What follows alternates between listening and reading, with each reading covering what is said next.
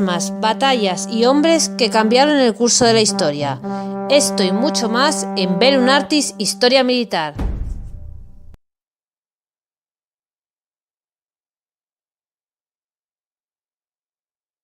Gansos egipcios en París, plumas de avestruz por toda Europa, Darwin y los Monkey Flowers, cazadores de plantas, el extraño plan de Franklin Roosevelt, la enredadera que se comió casi todo el sur, el regalo del rey Hamedehama V, los renos de Islandia, las pieles de la guerra, Mr. North y los castores, la granja de Samuel Wilmot y los comerciantes de ostras, los cangrejos de Stalin, Edward Wilson, el hombre que quiso cambiar a Australia. Todo esto y mucho más en este programa de Bellum Artis Historia Militar.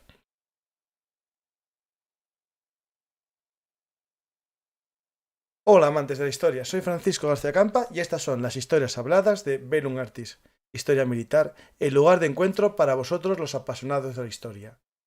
Hoy viajamos en el tiempo, no para conocer guerras entre humanos, sino para conocer especies, animales y vegetales que colonizaron otros territorios aprovechando también las conquistas humanas y también, como no, los viajes y otras cosas que hacemos los humanos en territorios que no son los nuestros. Pero antes de comenzar este viaje para conocer especies invasoras, y no vamos a hablar de alienígenas por ahora, vamos a recordaros siempre que si os gustan nuestras historias habladas, ya sabéis que nos podéis apoyar en nuestro sistema de micromecenazgo en patreon.com, también en YouTube y en el canal, en el sistema de apoyo de iVoox. Espero que os guste este programa y al finalizar deis un gran me gusta, dejéis un comentario en YouTube o en iVoox para que más gente nos descubra y lo compartáis en vuestras redes sociales. Y que sepáis que eso de invadir territorios no es algo solo propio de los seres humanos. También los seres vivos, todos, lo hacen, porque ese es un elemento esencial para la supervivencia.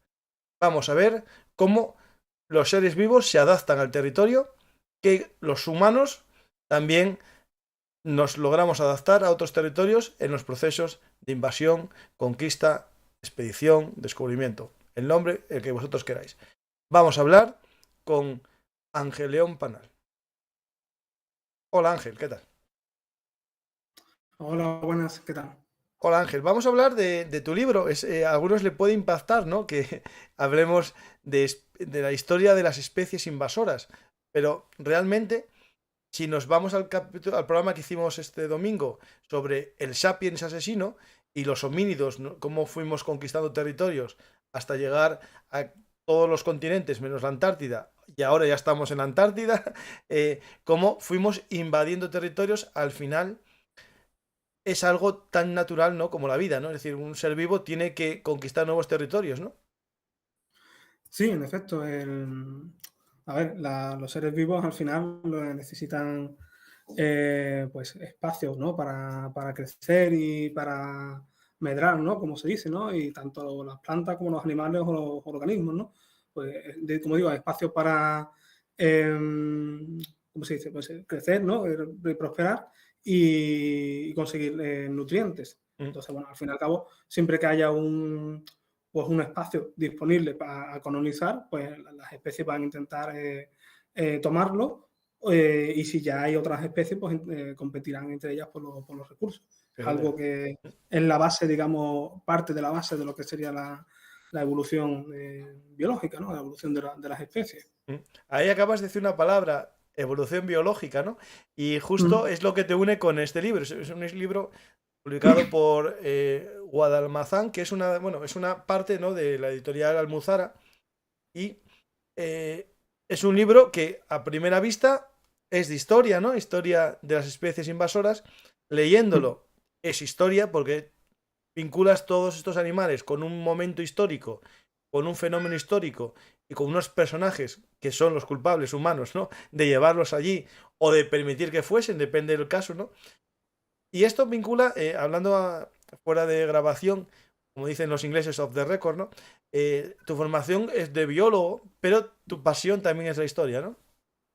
Sí, sí, como te decía antes, pues la verdad es que a mí de adolescente, ¿no? En el instituto me gustaba mucho la historia. De hecho, bueno, sacaba mejores notas en historia que en biología, pero bueno, al final la vida pues me llevó a estudiar la carrera de biología, pero bueno, siempre manteniendo un poco la vista en la parte de historia y bueno, pues la historia humana, ¿no? Y demás, ¿no? Que siempre me ha parecido muy interesante todo Mm. esto, ¿no?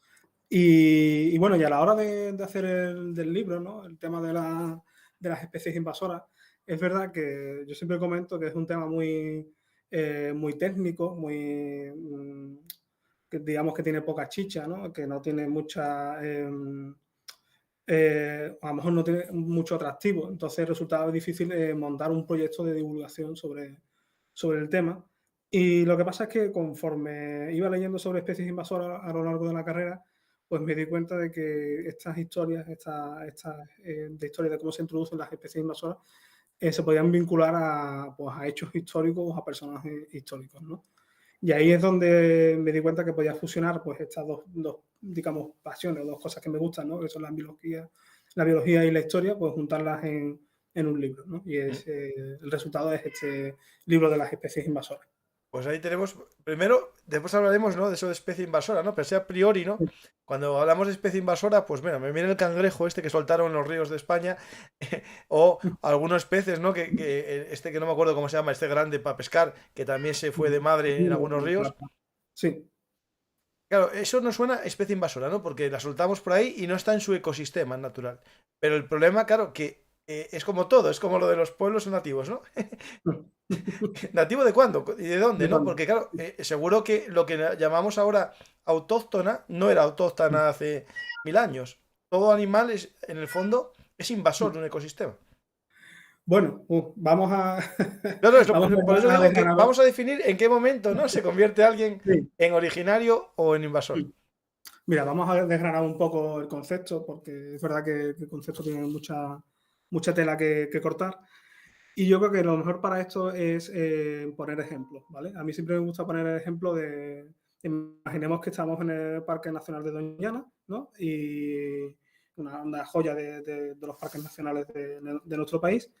Y bueno, si pensamos en la fauna que vive en esta zona, pues podemos pensar, por ejemplo, en el lince ibérico, que es una especie que digamos es nativa o autóctona de nuestro país. Sin embargo, pues imaginemos que cualquiera de nosotros que tenga un agaporni o un hámster, o ¿Mm? mi gato, que seguramente lo estáis escuchando por ahí maullando, cualquiera de estos animales que son mascotas puede pasar que acabe pues en este parque, ¿no? En el bosque de Doñana. Entonces este animal va a ser, decimos que es no nativo o exótico. Preferentemente mejor el término no nativo.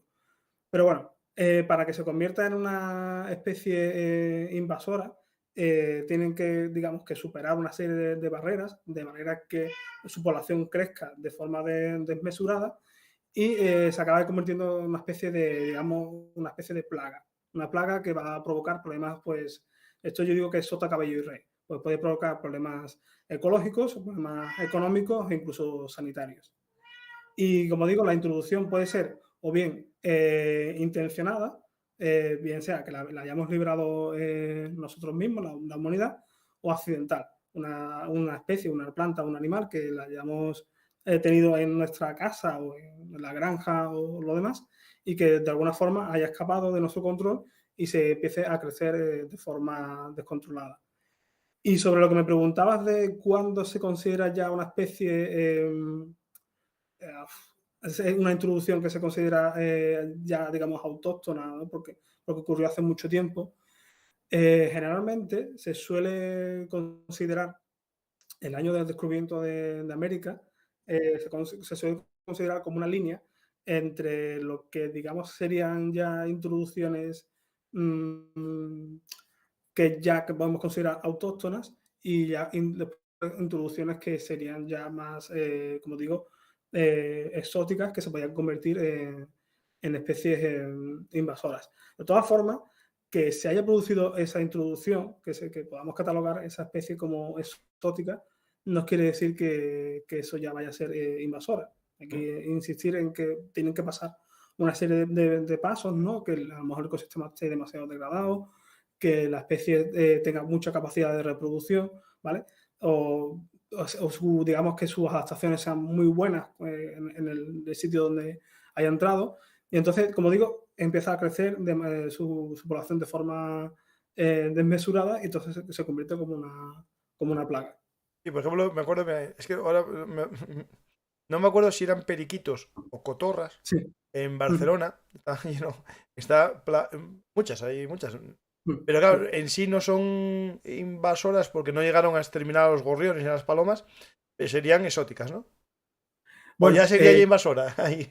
sí, el caso de las cotorras que comentas, que aquí yo, por ejemplo, estoy ahora mismo en Sevilla, Mm, y aquí en Sevilla, por ejemplo, tenemos dos especies de cotorras que se han introducido.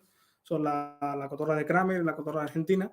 Y estas especies sí están catalogadas como especies invasoras. vale. ¿Por qué? Porque no solamente eh, el hecho de que, o sea, a ver si me explico bien. Mm, o sea, que se haya introducido y que todavía no esté provocando un problema, no quiere decir que no vaya a convertirse en invasora. Mm, Hay estudios científicos previos, ¿no? Que te pueden decir, oye, pues mira, esta especie anteriormente o en otros países se ha comportado como una especie invasora. Entonces, se pueden introducir en las leyes de especies invasoras por eso mismo, porque por el potencial como animal invasor. Y en mm. el caso de que me comentas de las cotorras en toda España, se consideran invasoras, pues bueno, está en la legislación de especies invasoras a nivel nacional. Bueno, sí, bueno, tampoco, claro, esto a lo mejor se nos va de la historia, pero la legislación que permitiría, por ejemplo, sacrificarlas, capturarlas. Sí, la, y la- no- la legislación es bastante tajante. Lo que te dice básicamente que tú no puedes tener, criar, comerciar y todo ese tipo de actividades, digamos, derivadas, ¿no?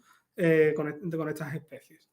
Entonces, cuando hay estas especies en una ciudad o un parque o un campo, lo que tiene que ser el Estado o la administración el que haga la gestión de esa especie. mm, Y generalmente suele ser la erradicación, bien sea por las plantas, por ejemplo, que crecen de forma desmesurada, entonces hay que meter ahí una maquinaria para sacarla, o la caza o algún tipo de... Porque muchas veces, incluso aunque cacemos la especie o pesquemos la especie, eso no garantiza que vayas digamos, a terminar con el problema. Entonces se apuesta por lo que son controles de población, ¿no? Para mantener la población lo más bajo posible. y eso que, bueno, es que me vino a la cabeza los Simpson, Sí, ¿no? Que son unos sí, adivinadores cuando meten una especie que mata a otra y después esa especie se controla, a su vez se convierte en plaga, ¿no? en Eso plaga. es también un arma eficaz, meter un vector, porque un problema que tienen las especies invasoras, ¿no? Es que no tienen un depredador, ¿no? En ese territorio, ¿no? Sí, es una de las hipótesis que se baraja cuando, bueno, yo siempre digo que cada especie invasora es un mundo, ¿vale? Cada una tiene pues, sus propias características biológicas y después además el problema que tienen también las especies invasoras es que se meten en un tema cultural por encima, no sé, digamos una capa de cultura por encima, económica, entonces que hace que cada especie sea difícil de gestionar.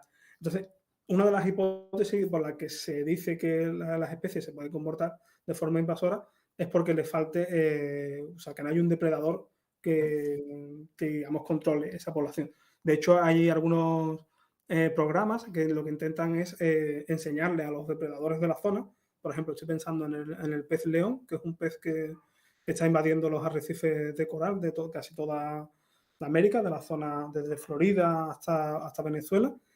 Pues hay algunos países lo que han empezado son proyectos para enseñarles a los tiburones que, bueno, que el pez león es un pez apetitoso y ¿Ah? que se puede comer, ¿no? Es lo que tú comentabas antes de los Simpsons, es bueno, que antiguamente, bueno, y también actualmente también se hace, pues lo que se hacía era, bueno, combatir un poco el fuego con un fuego, ¿no? Es decir, hemos metido una especie invasora, pues vamos a tratar de meter un vector que controle, un depredador que controle esta especie. Estas cosas, pues te pueden salir bien o te pueden salir ranas, ¿no? Y te pueden, puedes acabar provocando otra plaga. Sí, sí, claro. Y sobre todo de animales que son carnívoros que se pueden comer a las especies autóctonas. Me imagino que metes a uno que supuestamente come, yo qué sé, iguanas y prueba un conejo, dice, ah, pues deja fuera iguana y me como los conejos de aquí. Sí, sí, es cierto. Pues vamos a comenzar el viaje y de hecho el título del programa lo puse en la era de los descubrimientos, ¿no? Porque es un poco cuando el ser humano a gran... Digo, era casi 3 siglos, ¿no? Del siglo XVI a casi al XIX, cuando la humanidad comienza a descubrir el mundo, a viajar y a, bueno, conquistar, colonizar territorios, ¿no? Y ahí, muy bien dijiste que en 1492 se puede decir que es el marcador temporal, ¿no? De cuando una especie es autóctona o es introducida. Claro, a día de hoy, con la globalización económica, en los barcos viene de todo, pero también en 1492 fue de todo. Sí. Llegaba el barco de Colón y las ratitas bajaban del barco a ver si comían, ¿no? Pues también eso ya pudo ser la primera especie invasora, ¿no? Que se llevó a América, por ejemplo. Sí, sí. Sí, ese año, por ejemplo, se toma un poco de marca porque, bueno, corrígeme si no me equivoco, porque si no recuerdo mal, en historia se habla de cuando en 1492 se habla de lo que es el gran intercambio. Mm. Y igualmente que pasó con temas de cultura y también con enfermedades, ¿no? Que hubo enfermedades que se llevaron del viejo mundo al nuevo mundo, pues igualmente también hubo un trasiego de especies de un lado a otro, ¿vale? Tanto de cultivos, ¿no? Que, tanto el tomate, la patata, ¿no? Que provienen de América, pero también, como bien comentabas, de ratas o, por ejemplo, de mosquitos que transmiten la fiebre amarilla, por ejemplo, llegaron allí gracias a todo el tema este del comercio de esclavos, del triángulo este de comercio que había entre Europa, África y América, ¿no? Las cucarachas, por ejemplo, las cucarachas que... Es muy curioso, las cucarachas típicas que vemos por las casas, que se llaman, le dicen las cucarachas americanas, de hecho el nombre científico es Periplaneta americana. Sin embargo, realmente la especie no proviene de América, se cree que proviene de África. Y de hecho, tengo aquí por aquí apuntado, creo que era, ya que estamos, lo comento, fue en el año 1625, se hundió un barco en las Islas Bermudas, un barco español, San Antonio, y ya en el interior de ese barco se encontraron lo que se llaman otecas, que las otecas son el tipo de puestas que ponen las cucarachas, pues encontraron otecas de cucarachas americanas. Es decir, que ya en esa época estábamos trasladando cucarachas desde África hasta América. Lo que ocurrió después es que los naturalistas posteriormente recibieron estas cucarachas, los naturalistas europeos, recibieron estas cucarachas desde América, y entonces por eso le pusieron el nombre de Periplaneta americana, pensando que es que venían de América, pero no venían de allí, venían de África. Oh, pues interesante. Es como lo de la fiebre española, que vino de América y la pusieron española. Por ejemplo. Pues podemos. Hay aquí un texto que me pasaste en el pequeño guión que hiciste. Lo voy a leer porque me parece muy interesante, porque es la primera vez que se hace referencia al término especie invasora, ¿no? Sí. Es en el libro The Ecology of Invasion by Animals and Plants.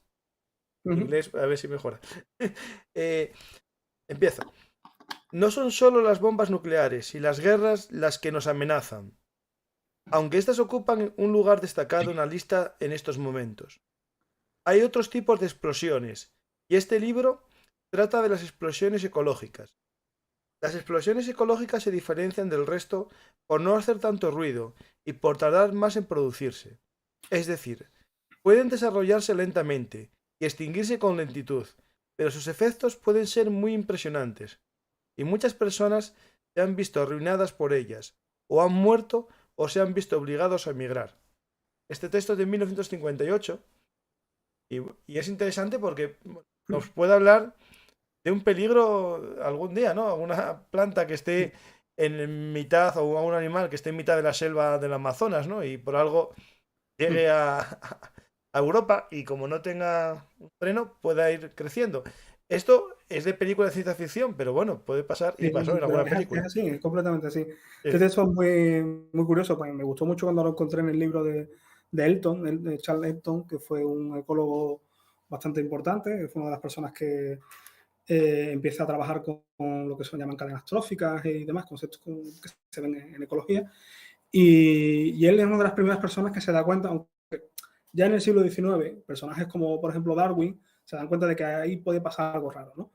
Pero Elton es la primera persona que empieza a decir, ojo, cuidado, que con el tema de las invasiones biológicas podemos tener un grave problema. Y este párrafo sintetiza, digamos, muy bien el problema que puede ser, ¿no? Como decíamos antes, cuando se convierten en plagas pueden producir un problema ecológico, por ejemplo, ¿no? Las especies de plantas, por ejemplo, estoy pensando en el jacinto de agua o en el kudzu, que son plantas que cuando crecen lo cubren todo y te pueden asfixiar completamente un ecosistema, un bosque o incluso cargarse los cultivos. Problemas económicos, por ejemplo, aquí en España tenemos todo esta alarma que hay por la avispa asiática que está entrando por el norte de España Sí, y aquí en que, Asturias hay muchas.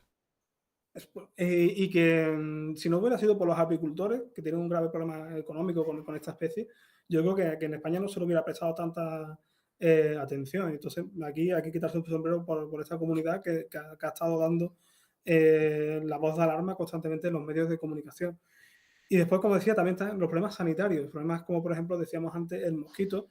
Hay diferentes especies de mosquitos que pueden transmitir enfermedades, entonces puede pasar que una de estas especies llegue, por ejemplo, a España, el mosquito tigre, y enfermedades que antiguamente ya o directamente no teníamos o que se habían erradicado, pues de repente, porque estas especies empiezan a crecer, pues resulta que volvamos a tenerlas aquí en el país, ¿no? Entonces, esto que comenta Elton, ¿no? Es bastante acertado, aunque también es verdad que él lo escribe, digamos, un poco después de haber estado, de su experiencia de haber participado, no participado, él estaba en una oficina de control de plagas durante la Segunda Guerra Mundial. Entonces, bueno, siempre se le ha acusado un poco de que tenía un tono demasiado belicista, ¿no? A la hora de explicar estas cosas. Pero bueno, yo elegí este párrafo porque me parece bastante acertado del problema que puede suponer todas estas invasiones. Bueno, si tiene experiencia en control de plagas en la Segunda Guerra Mundial, me fío más de él que nunca ha salido del mundo ideal de Alicia en el País de las Maravillas. Por desgracia, todos los que decían que iba a pasar cosas de estas no le creían. No, va a haber una enfermedad que nos encierra a todos en nuestras casas. No, eso no va a pasar jamás. Mira, ala. 2 años todos fastidiados la vida. Hay que echar más cuenta a los científicos. Sí, sí. Pues podemos empezar, ¿no? En nuestro viaje, que va a ser a lo mejor eh, más largo o más corto, depende un poco también de las preguntas que haga la gente y las que yo vaya añadiendo. Podemos empezar con un término que me llama mucho la atención, que es algo que es como, bueno, no sé, lo típico del siglo XIX, estos señores exóticos, el que paseaba en una cebra por Londres, no sé si viste las fotos, que tenía en vez de un caballo una cebra para tirar del carro Sí. y también para cabalgar. Algo así, es decir, las llamadas sociedades de aclimatización. Sí. ¿Qué es exactamente eso? Porque me llama mucho la atención. Sí, yo creo que para mí son quizás una de las historias que más favoritas del libro a la hora de conforme ir escribiendo el libro. De hecho, actualmente sigo indagando un poco en los documentos que están digitalizados de estas sociedades. Sigo indagando un poco a ver si encuentro algunas historias nuevas y demás, porque la verdad es que son bastante curiosas y yo diría que también estrambóticas, ¿no? Estas sociedades, las sociedades de aclimatación, pues van a surgir en el siglo XIX a raíz de un naturalista que se llama Isidore Saint-Hilaire, que es un naturalista que es curioso porque él va a estar, digamos, influenciado por un lado, por las teorías evolucionistas, no de Darwin, sino de la persona anterior a Darwin, que fue Lamarck, porque de hecho fueron compañeros, digamos, compañeros de trabajo, ¿no? Pues trabajaban en el mismo museo, si no recuerdo mal. Y por otro lado, también estaba influenciado por las teorías fijistas, ¿no? Que negaban la evolución de Cuvier, que también trabajaba con este hombre, con Saint-Hilaire en el mismo, digamos, el mismo centro, ¿no? Entonces, Saint-Hilaire va a desarrollar una teoría que digo que va a estar a caballo entre la evolución y el fijismo. Y esta teoría lo que viene a decir un poco es que las especies pueden variar manteniendo, digamos, su plan corporal, pueden variar para adaptarse a distintos ambientes, a distintos, digamos, Ujú. climas, por ejemplo, ¿no? Entonces, él, cuando desarrolla esta idea, más que una idea, digamos, de ciencia básica, ¿no? Para explicar por qué pasan las cosas, él lo que se propone es hacer una ciencia aplicada. Y de esta ciencia aplicada van a hacer las sociedades de aclimatación, con la idea de coger animales o plantas y adaptarlos a unas condiciones. Por ejemplo, te traes un animal de Sudamérica, típicamente tropical, e intentas adaptarlo al clima de Francia o al clima de la campiña inglesa, ¿no? Mm. Entonces, bueno, pues esta es, digamos, la base, ¿no? De esta idea, ¿no? Entonces, ellos después empiezan a crear lo que llaman, empiezan a hacer tratados y boletines de aclimatación y empiezan a hablar de lo que dicen que son animales útiles, ¿vale? Animales, como por ejemplo el camello o el dromedario, que se pueden usar como animales de transporte, la cebra, como si fuera también un sustituto del caballo, la llama o la alpaca, porque lo que es la lana se puede usar en la industria textil, pero también empiezan a hablar de traer, por ejemplo, canguros o traer capibaras o wombat, que son, bueno, pues animales que se podían usar para enriquecer las cazuelas de Ujú. Francia, básicamente para comérselos, ¿no? Para Sí, sí. criarlos, para crear alimentos, ¿no?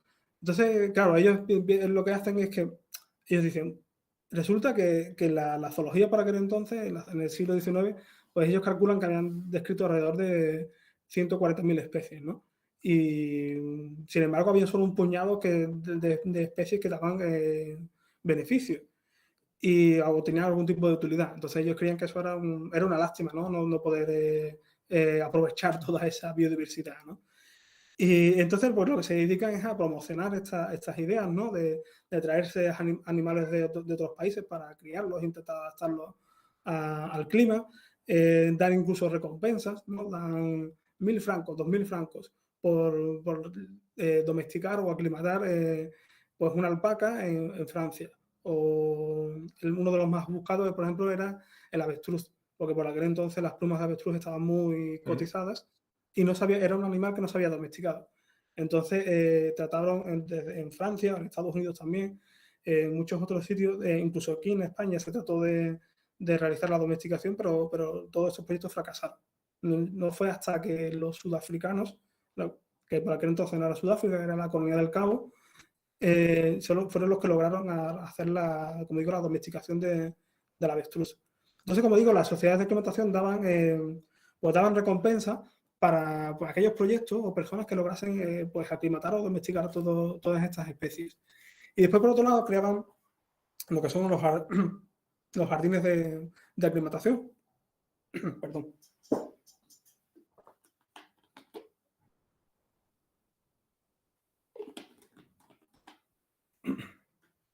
Ay, perdona.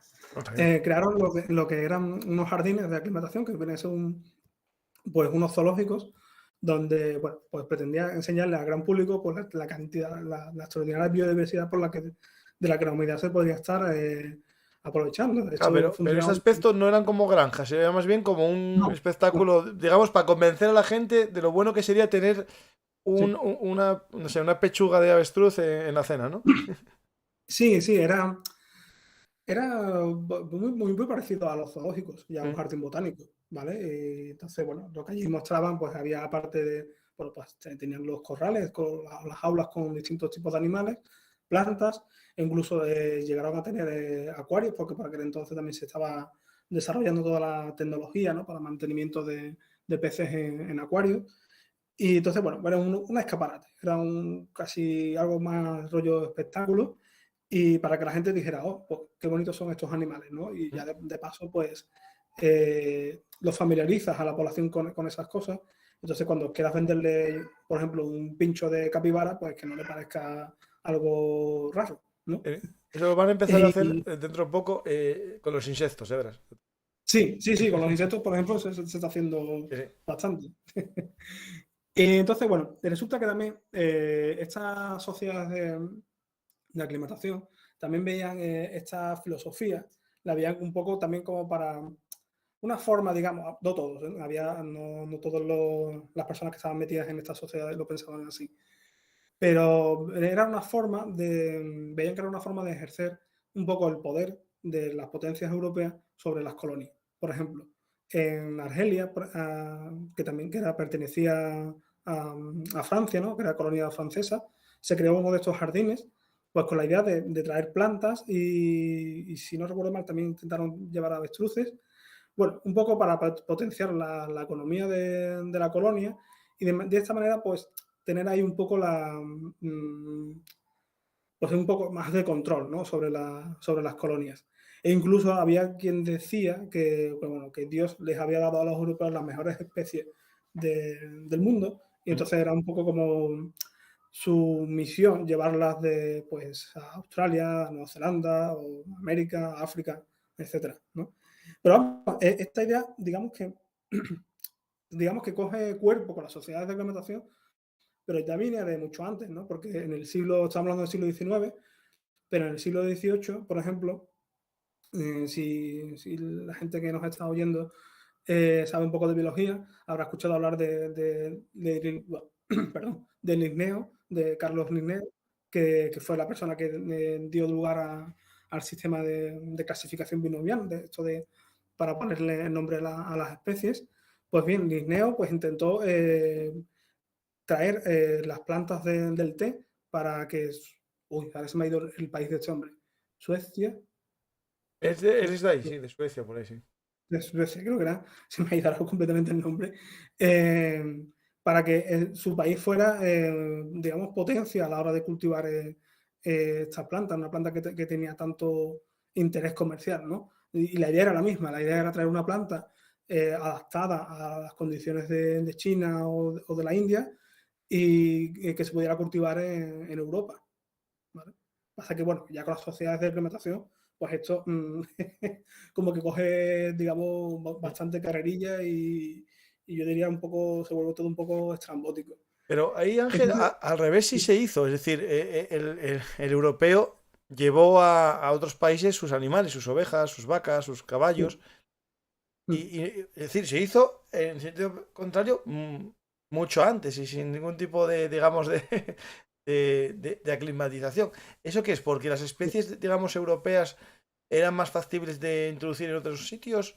¿O murieron muchos y al final algunos se yo creo que aclimató? ahí murieron, por desgracia, murieron muchos animales, porque imagino que el tema de esa parte no lo sé, ¿eh? El tema de, por ejemplo, de llevarse, por ejemplo, Nueva Zelanda fue muy conocida por la cría de ovejas, ¿no? Sí, sí. Entonces imagino que la fuerza de llevarse ovejas y acabaron adaptando un poco, creando razas de ovejas adaptadas allí. De todas formas, Nueva Zelanda viene a tener un poco clima parecido, Sí. comillas, ¿no? Irlanda, Escocia, depende, sí, sí, sí. Precisamente, viene a tener un clima algo parecido, ¿no? Entonces no me extrañaría que tuvieran algún tipo de variedad doméstica más o menos interesante que te las puedas llevar Sí, a esto. por ejemplo, Eso es lo que sí, en el tema este de aclimatar, los caballos que se llevaron a América, los primeros, y las por vacas, ejemplo. eran las de las marismas del Guadalquivir, de Doñana, entonces, que no eran de las mejores razas, que pensaba, un cartujano de estos de Sevilla, ¿no? De tal.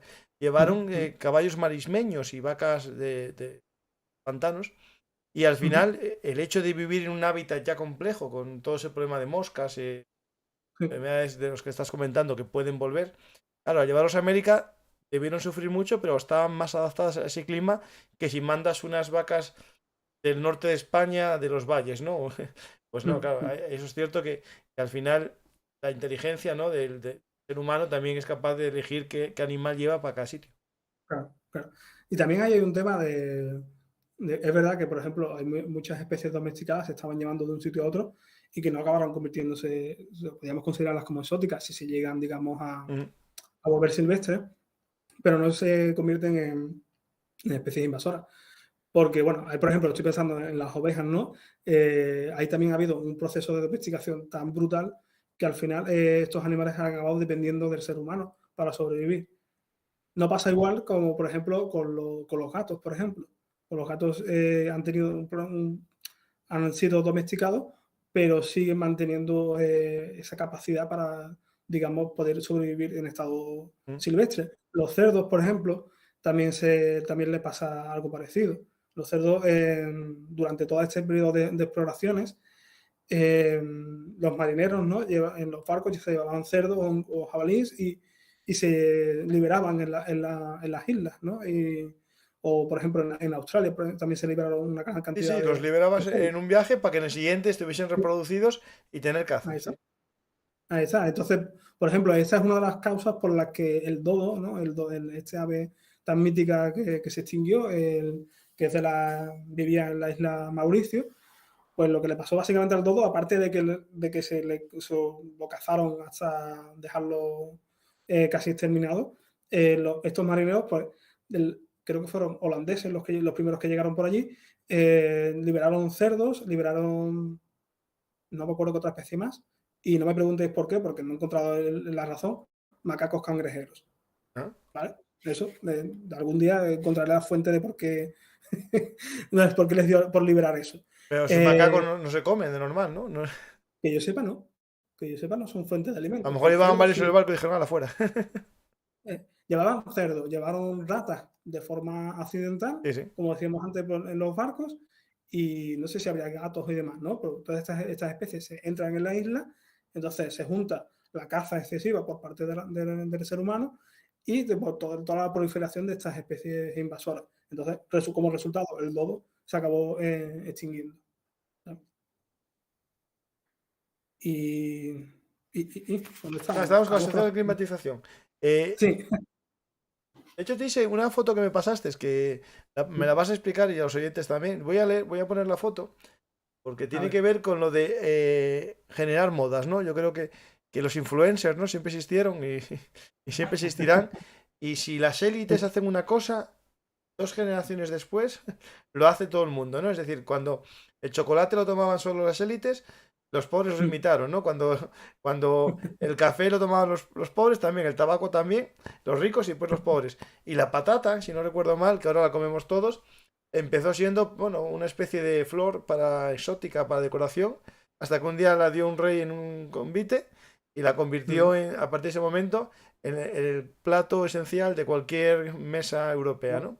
Voy a tirar un poco de aquí de tierra, aunque yo soy jerezano adoptado en Sevilla, Mm, y te voy a contar que la patata, donde la primera vez que se consumió patata en Europa, fue aquí en Sevilla, mm. en uno de los hospitales que había aquí, ¿no? De cuidados de enfermos, ¿no? Y resulta que la patata, como se consideraba una especie, es una solanácea, que es una especie, las especies de solanáceas de aquí en Europa son venenosas, ¿no? Bueno, de hecho es una especie que puede ser venenosa. ¿No? O sea, se tenía como ornamental y no se comía nada de ella. Y en este hospital fue, aquí en Sevilla, donde se empezó a dar, para cuidar a los enfermos, se empezó a dar una especie de, como de patata estrujada, una papilla, para Sí. que alimentarlo. Pues mira, y después un rey lo hizo en un banquete, ya no me acuerdo qué rey de Francia, porque me suena que la historia dice que es un Sí, rey de cierto, Francia. cierto, cierto. Hay por ahí un rey también. Pues hay aquí una foto que me pasaste en el historial de fotos y me llama mucho la atención, que es el menú de 25 de diciembre de 1870, el del asedio. Bueno, esto si es para celebrar cómo les vencieron los prusianos, pues Sí, esto sucede que mientras que estábamos contando todo esto de las sociedades de reglamentación en Francia, de forma paralela, ¿no? Toma el poder de Luis Napoleón, ¿no? Que se acaba coronando como Napoleón III. Entonces, que por cierto, Napoleón III fue, junto con su esposa Eugenia, ¿era? mm, Napoleón y Sí, Eugenia, sí, sí. sí. Fueron, digamos, Eugenia de los socios Montijos, me parece algo así. fueron socios de honor de esta sociedad de reclamación, porque una de las cosas que tenían para hacerse publicidad era ir haciendo socios a distintos monarcas del mundo, y yo creo que casi toda la realeza europea estaba, digamos, de socios de este tipo de sociedades, ¿no? Un poco para que los apadrinasen, ¿no? Entonces, bueno, como comentabas antes, ¿no? Durante la guerra franco-prusiana, pues resulta que se capturan a Napoleón en la batalla de Sedan y se produce lo que es el sitio de París. Y fíjate, la imagen esa que tú comentabas, durante el sitio de París, pues claro, pues la gente pasó un montón de penurias, no había nada que comer, pero estaban los zoológicos, los jardines de aclimatación que comentábamos al principio, esos sitios estaban dentro de la ciudad. Entonces, estos animales ahora están exóticos, estaban disponibles para que la gente se los comiese, ¿no? Entonces, fue un poco paradójico, ¿no? Que todos estos animales que tanto se habían promocionado para que fuera una fuente de alimento, al final, a la fuerza, se acabaron convirtiendo en alimentos de las personas que estaban asediadas, ¿no? Pero en este caso Y con la, estrellas Michelin. sí. y, y la, y lo que tú comentabas de esta cena es una cena del día de Navidad de un chef, que es Alexandre Coron, que bueno, que lo que hace es que, no sé si has llegado a poner la imagen, Sí, porque yo no está me en la lo imagen, sí, sí. está puesta. Bueno, pues os leo así un poco por encima. Los platos eran caldo de elefante, cabeza de burro rellena, camello asado, estofado de canguro, costillas de oso, carne de lobo, gato con ratas y terrina de antílope con trufas.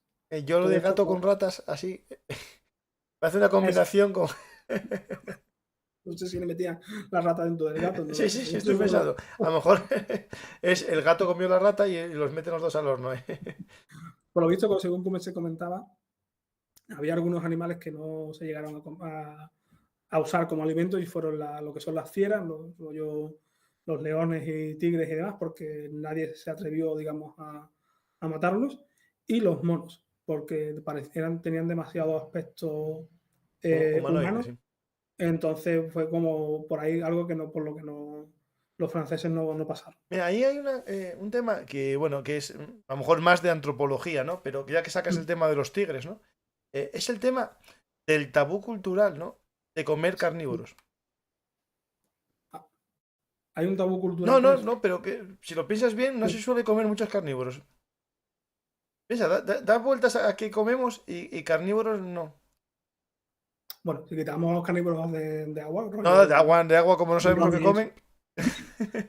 Pero no, No, carnívoros sí, sí, terrestres, si lo piensas natural, bien, no, no comemos con- muchos. O sea, no hay ninguno que esté en nuestra dieta habitual. Bueno, hay la teoría de que sería muy caro engordarle 1 kilo, ¿no? A un animal dándole dices carne como de otro. para domesticarlo, Pero, ¿no? pero Claro, siempre habría claro. alguien rico que podría permitirse una exquisitez, ¿no? Qué sé, tigre, Bueno, no sé, podría permitirse perfectamente a alguien con cierto dinero.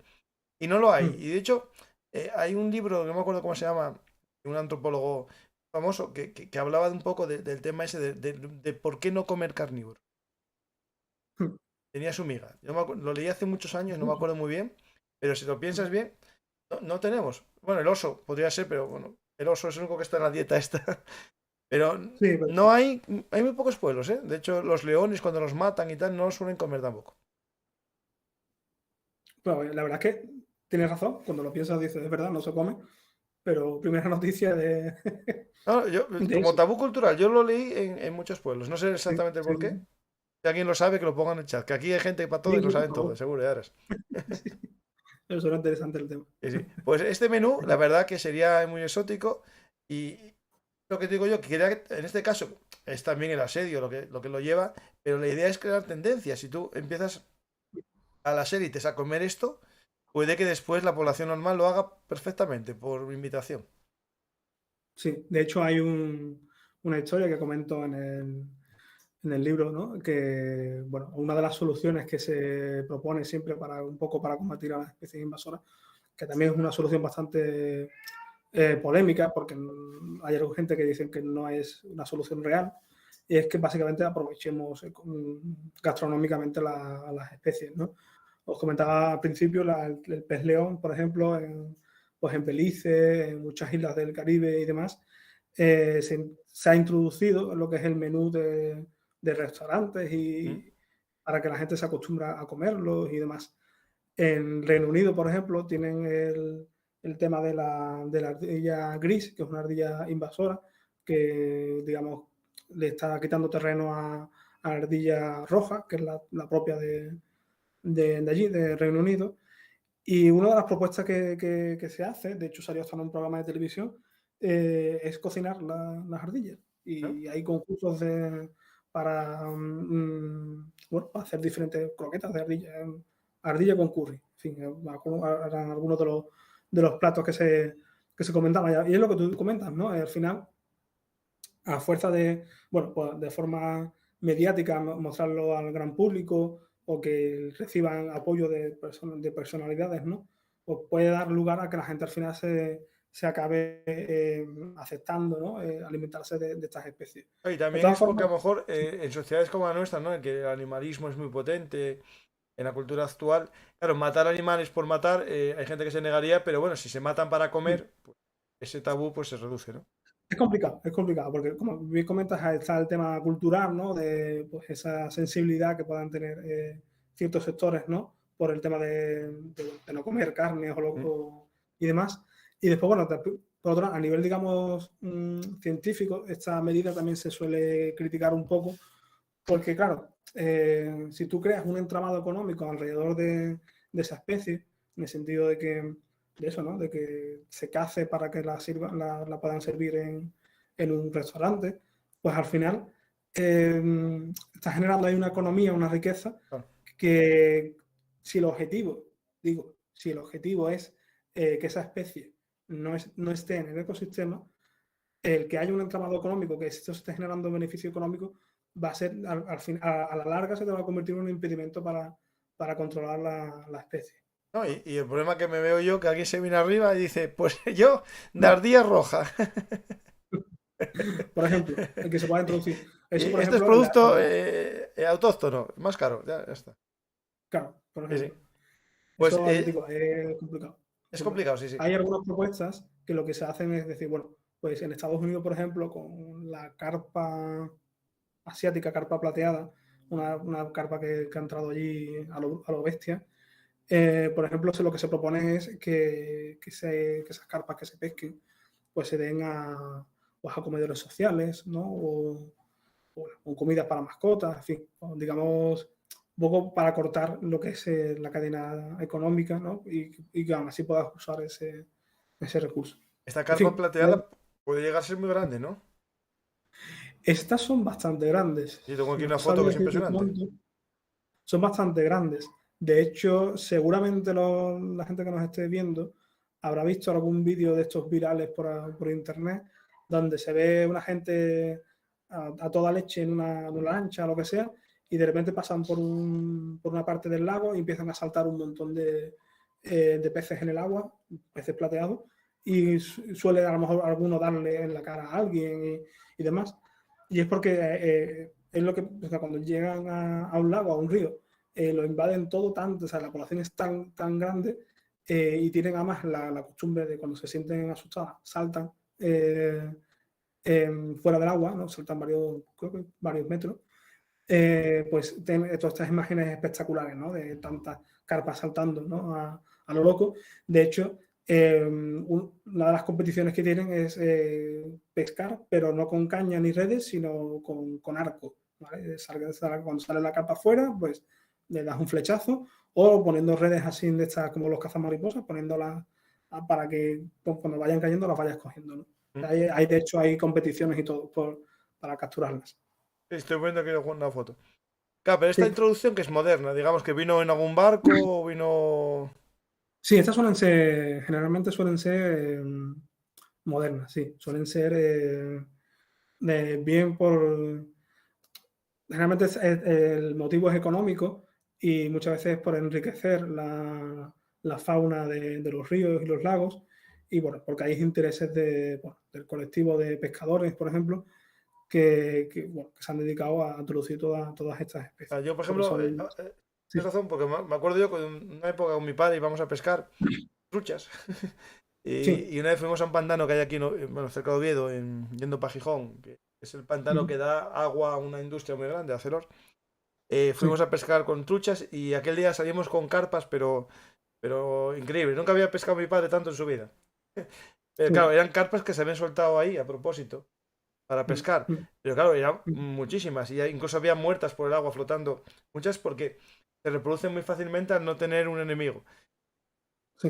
Y eran carpas doradas, es decir, no en esta plateada. Sí, sí, las capas estas de... Esas Digamos, las de incluso creo... pecera, de toda la vida. Sí, esas hay algunas incluso que datan de la época romana, Sí, la sí. introducción en España. Y después, bueno, sucesivamente pues han ido introduciendo... lo que suele pasar con especies que a lo mejor dice, bueno, no son, a lo mejor las especies autóctonas no son tan grandes y como trofeo, digamos, de pesca, pues interesa más meter especies más que son más grandes, más competitivas, más, en fin, que gustan más a la hora Sí, el de siluro, por pescar, ¿no? ejemplo, ¿no? Uno de ellos. Por ejemplo, el siluro, ¿no? O el black bass y demás, ¿no? O la trucha arcoíris, ¿no? Por ejemplo. Entonces, bueno, pues todo ahí hay toda. No, tienen de hecho un capítulo entero en el libro. Todo este De tipo hecho, puse una foto muy de- interesante de una forma que hacen en Estados Unidos de acabar con estas carpas plateadas, que es pesca con electricidad, electrocutan el agua. Sí, sí, esta foto de aquí, ¿no? Vale. Sí, eso es otro de los métodos que se ha. Claro, porque es que fíjate, porque, o sea, ¿cómo controlas por una invasión que se está produciendo en tierra? Pues, vale, más o menos sabes por dónde está el bicho o la planta y más o menos sabes cómo controlarlo, ¿no? Pero una invasión que se está produciendo bajo el agua, en el río, en el lago o en el mar, o sea, ¿cómo haces para controlar, ¿no? Y una de las cosas que se proponen, lo que no sé hasta qué punto, eh, qué impacto medioambiental tiene esta medida, es eso, pesca con electricidad. Bien. Con electricidad. Pues vamos ya a dejar estas asociaciones de climatización, ¿no? Y Sí, podemos empezar con casos que tienen que ver ya directamente con conquistas, migraciones, viajes de seres humanos. Y uno de ellos es, por ejemplo, una imagen que nos viene a muchos, ¿no? Que vamos de turismo, queremos ir de turismo a Canarias, son los famosos dromedarios, ¿no? Digo sí. dromedarios más que camellos, porque yo camellos diferencio siempre que tiene dos jorobas camello y dromedario uno. No sé exactamente si acierto en la nomenclatura, pero bueno, el dromedario de Canarias, ¿no? Sí, el dromedario. Curiosamente, sí, en Canarias, de hecho, tiene un dromedario y tiene, si no recuerdo mal, em, está reconocida como una raza autóctona propia de Canarias, está protegida, Mm. de hecho.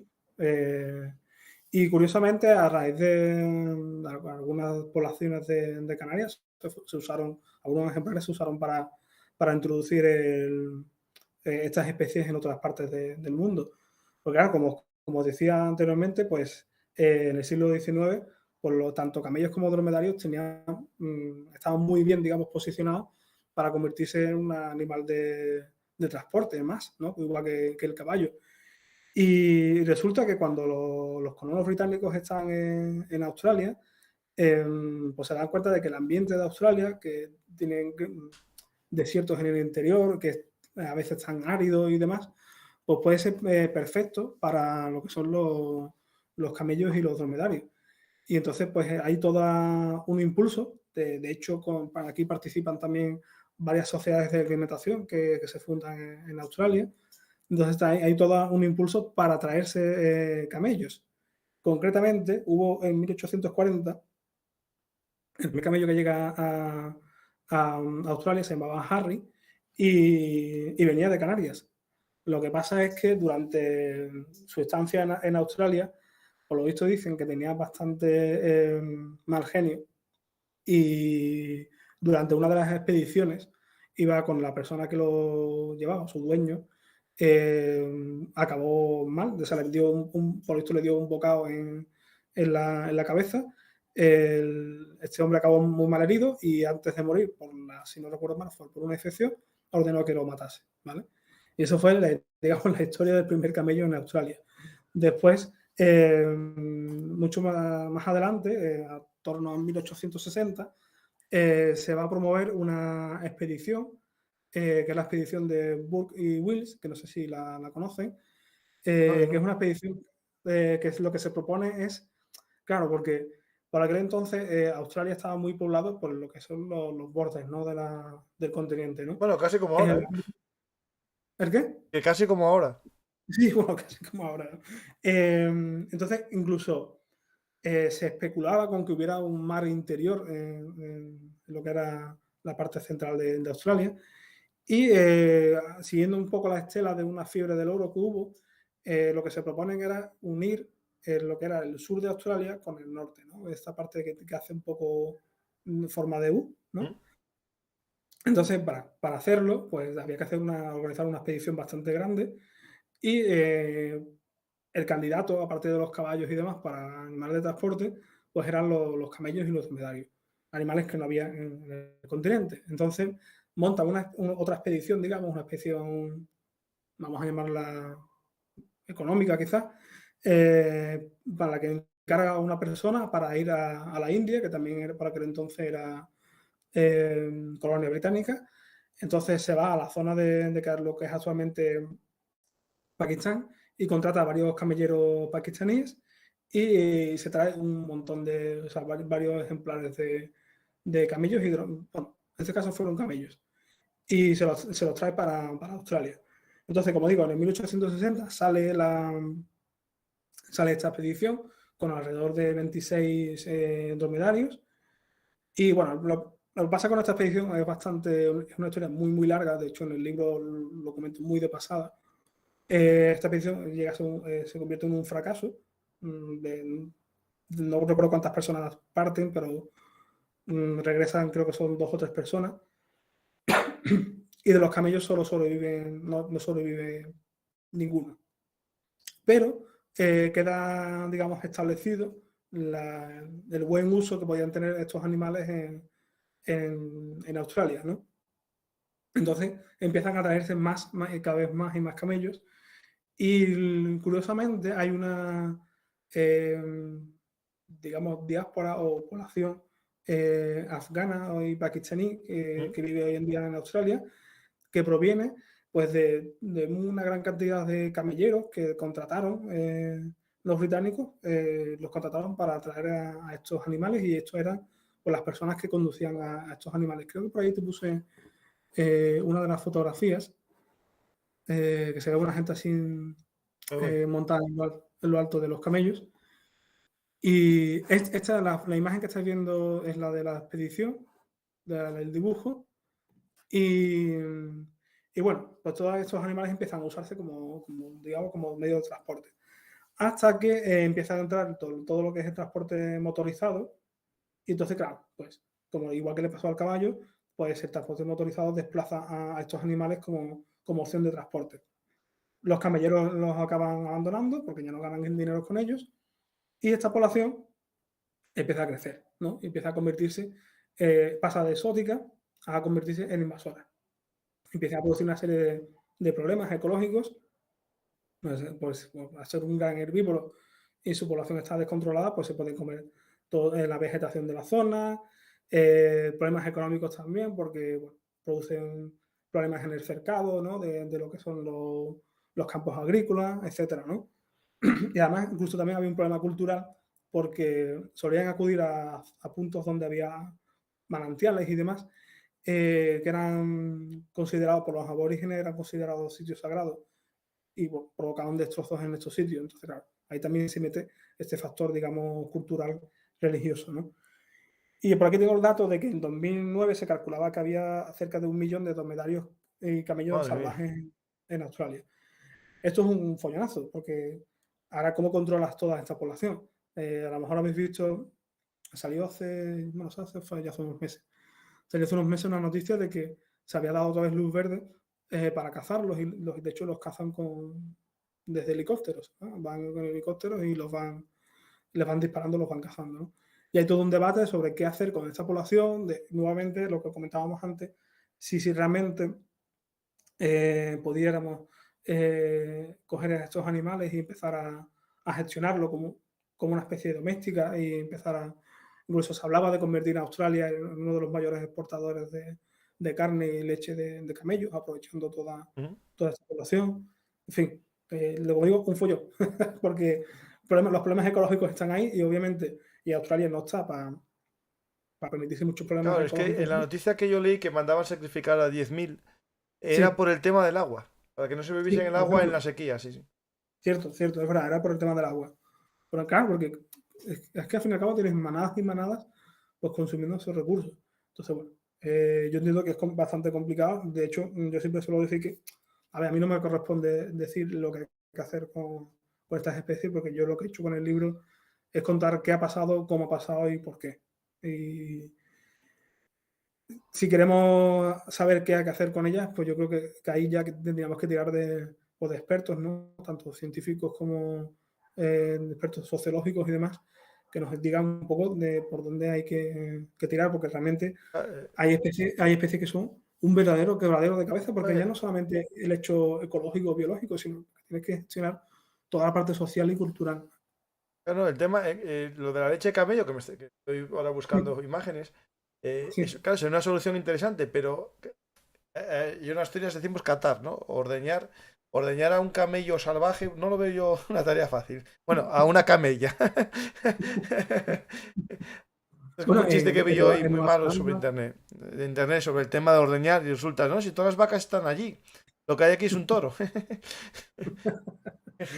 a ver, Pues, en Nueva Zelanda se consiguió, tuvieron un problema muy parecido con los ciervos, con el ciervo rojo que también se metió desde Europa, de los criaderos de los terrenos que tenían los británicos, la realeza británica y la aristocracia, ¿mm? llevaron para allá ciervos a Nueva Zelanda. Y hubo un momento determinado en que eso se descontroló, volvieron a cazarlos, pero los ciervos se fueron a zonas montañosas, entonces eran las zonas de Nueva Zelanda que son muy parecidas a los fiordos noruegos, que Ujú. son muy escarpadas, entonces es muy difícil pues ir allí a buscar un ciervo, matarlo y sacarlo de allí, ¿no? Entonces empezaron a cazarlos con helicópteros también, ¿no? Eso fue también, de hecho, hay personajes que son como leyendas, ¿no? De Nueva Zelanda, ¿no? Que se dedicaban a cazar a los ciervos, como digo, en helicóptero. Y el siguiente paso que dieron fue la domesticación del ciervo. Ellos dicen que realmente lo domesticaron. Lo que básicamente, también con helicópteros, los capturaron, los sedaban y se lo llevaron a la granja y durante un paso de muy pocas generaciones han conseguido establecer una población de ciervos que ellos aseguran que está, digamos, domesticado. Dicen que es como la primera especie que se domestica después de hace 5.000 años, ¿no? Ujú. Eh, y bueno, quizás a lo mejor en Australia se podría conseguir hacer algo parecido. Pero digo, ahí hace Ahí, falta inversión. ahí tengo una foto de esas de granjas. Algo que es interesante, bueno, los renos es un animal medio silvestrado, ¿no? Es decir, medio domesticado. El reno en la zona de Finlandia y por ahí. Sí, Lo tienen también, hay el salvaje, ¿no? Y el reno un poco domesticado.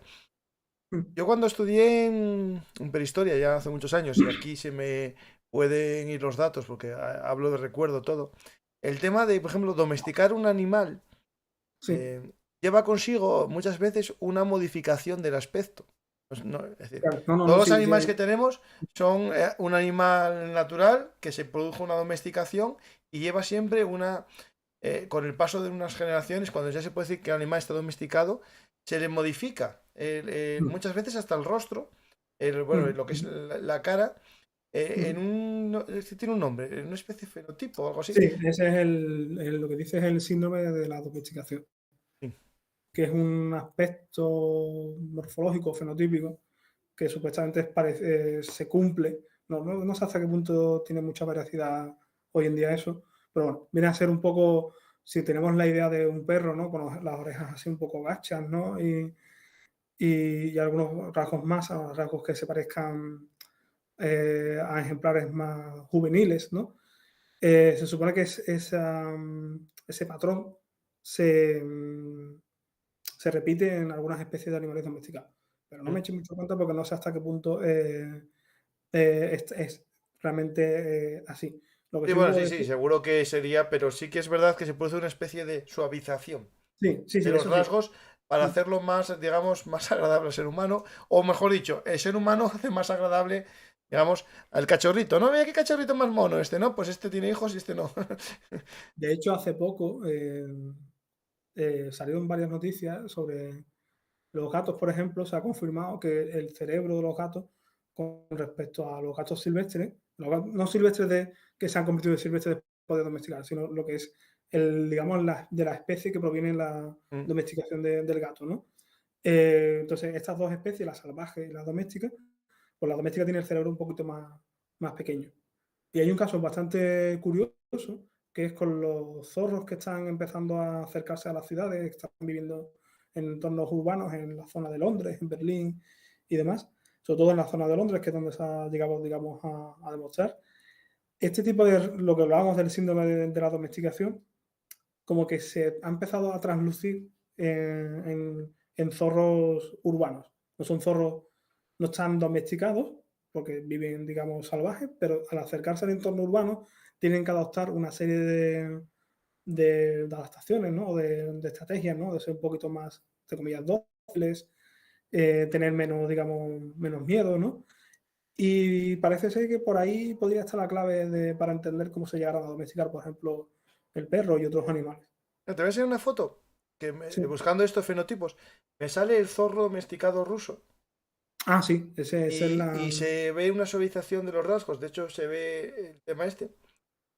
Bueno, Sí, que ese es un caso súper famoso bueno, de que se cogieron durante la Unión Soviética, pues no recuerdo el nombre de la persona que lo hizo, fue una mujer y junto con un hombre, y se dedicaron pues, a criar zorros y un poco persiguiendo replicar un poco lo que habría sido la domesticación del perro, ¿no? Entonces buscando ejemplares que fueran más dóciles, que fueran, yo digo, que tuvieran menos miedo, ¿no? Y demás. Y por lo visto ahí también sí llegaron a ver un poco esos rasgos de síndrome de la domesticación. eh, Bastante curioso la historia esa. lo digo, es interesante porque al final el ser humano, ¿no? O el animal en un Mm, juego de supervivencia se adapta a aquel que le da la comida, le asegura la comida. Esto es claro. muy interesante. Es un poco el. Bueno, Sí, son es una adaptaciones, ¿no? metáfora incluso, Ángel, de el esclavo buscado. Es decir, si vivo en la naturaleza me complico la vida, ¿no? Pues bueno, me acerco a los humanos, Sí, veo que me dan comida y digo yo, espera, espera, espera. Voy a asegurarme para toda mi descendencia que esta gente me dé algo a cambio. De cariño o de que le cojo unos ratones, que le ayudo a cazar, ¿no? Es muy interesante esa relación. Y el perro, sí. bueno, por ejemplo, más que el gato, a lo mejor la relación que tiene el perro y la guerra, ¿no? El Mm. perro con los ejércitos, el perro con el hombre que va a cazar, el hombre que va al campo de batalla, es muy interesante. Es decir, aseguran su linaje vinculando al hombre. Y si lleva consigo un cambio en el aspecto, pues que cambiamos.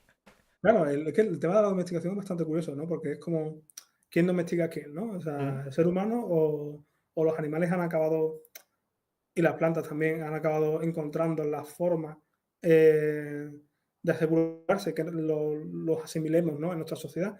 Ah, si lo piensas, por ejemplo, el perro, no tengo el dato ahora mismo en la cabeza, pero el perro ahora mismo es uno de los animales más abundantes que hay ajá. en la naturaleza después de nosotros, ¿vale? Entonces, desde el punto de vista evolutivo, como que han salido ganando, se garantizan su supervivencia a lo largo del tiempo, pensando en eso, ¿no? O sea, estoy pensando en el esquema evolutivo de manera de que lo que te interesa es mantenerte el mayor tiempo posible, ¿no? Digamos, en el tablero, ¿no? Sobreviviendo, ¿no? Y, y aquí incluso podemos rizar un poco más las especies que nos han domesticado tan fuertemente, como por ejemplo, como decíamos antes, las ovejas, ¿no? Y a ciertos animales, incluso plantas que ya no podían sobrevivir por su propia cuenta, sino que dependen de las sociedades humanas. Pero bueno, después ha habido otras especies, como por ejemplo el gato, que, bueno, que han llegado a un grado de domesticación no, digamos, muy grande, pero si lo miras desde el punto de vista evolutivo biológico, eso les ha salido a cuenta porque los hemos llevado a un montón de partes del mundo.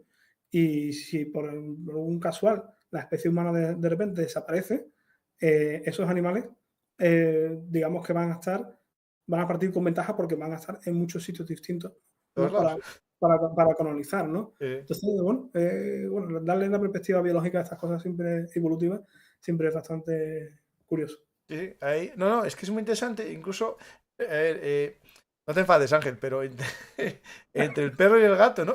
Yo creo que el gato es más aprovechado a su bola. Sí, sí, sí. Es más difícil. El perro sí que, bueno, hay bueno, el perro no el de ahora, no el perro que tenemos en las casas ahora, sino el perro a lo largo de historia, ¿no? Ese compañero de caza, ese compañero de pastor, ¿no? Ese pastoreo, ese caza ratones, ese. siempre era algo a cambio, ¿no? Ahora, Sí, el gato era, bueno, sí que cazaba, por ejemplo, en Egipto, ¿no? La importancia que tiene el gato por los mm, ratones y al final los graneros, ¿no? Es decir, mm, claro, eso vincularlo también a las sociedades agricultoras, porque necesitaban mm. un animal que asegurase que no hubiese ratones que comiesen las cosechas, ¿no? Por Oye, ya ejemplo, que estamos hablando de gatos, voy a meter aquí una pequeña cuña. Yo comparto, digamos, piso con dos gatos. Por favor, no dejéis salir los gatos de casa. Son un problema muy gordo. Si los dejamos, ya bien sean como animales, digamos, silvestres que se hayan salvajado, pero incluso los animales domésticos que salen fuera de casa, aparte de correr el riesgo de, bueno, de coger enfermedades, que le pase algo, un accidente o algo, o que venga alguien y le haga daño, aparte de eso, son un gran problema para el medio ambiente, para las aves, los reptiles, mamíferos y demás que hay por las cercanías de donde vivimos. Entonces, ese pequeño paréntesis para que, por favor, mantener a los animales en casa, ellos están estupendamente aquí con nosotros. sí, sí, porque son animales domésticos. Sí, sí, sí, es que Sí, es sí, eso. sí. Estoy contigo, sí.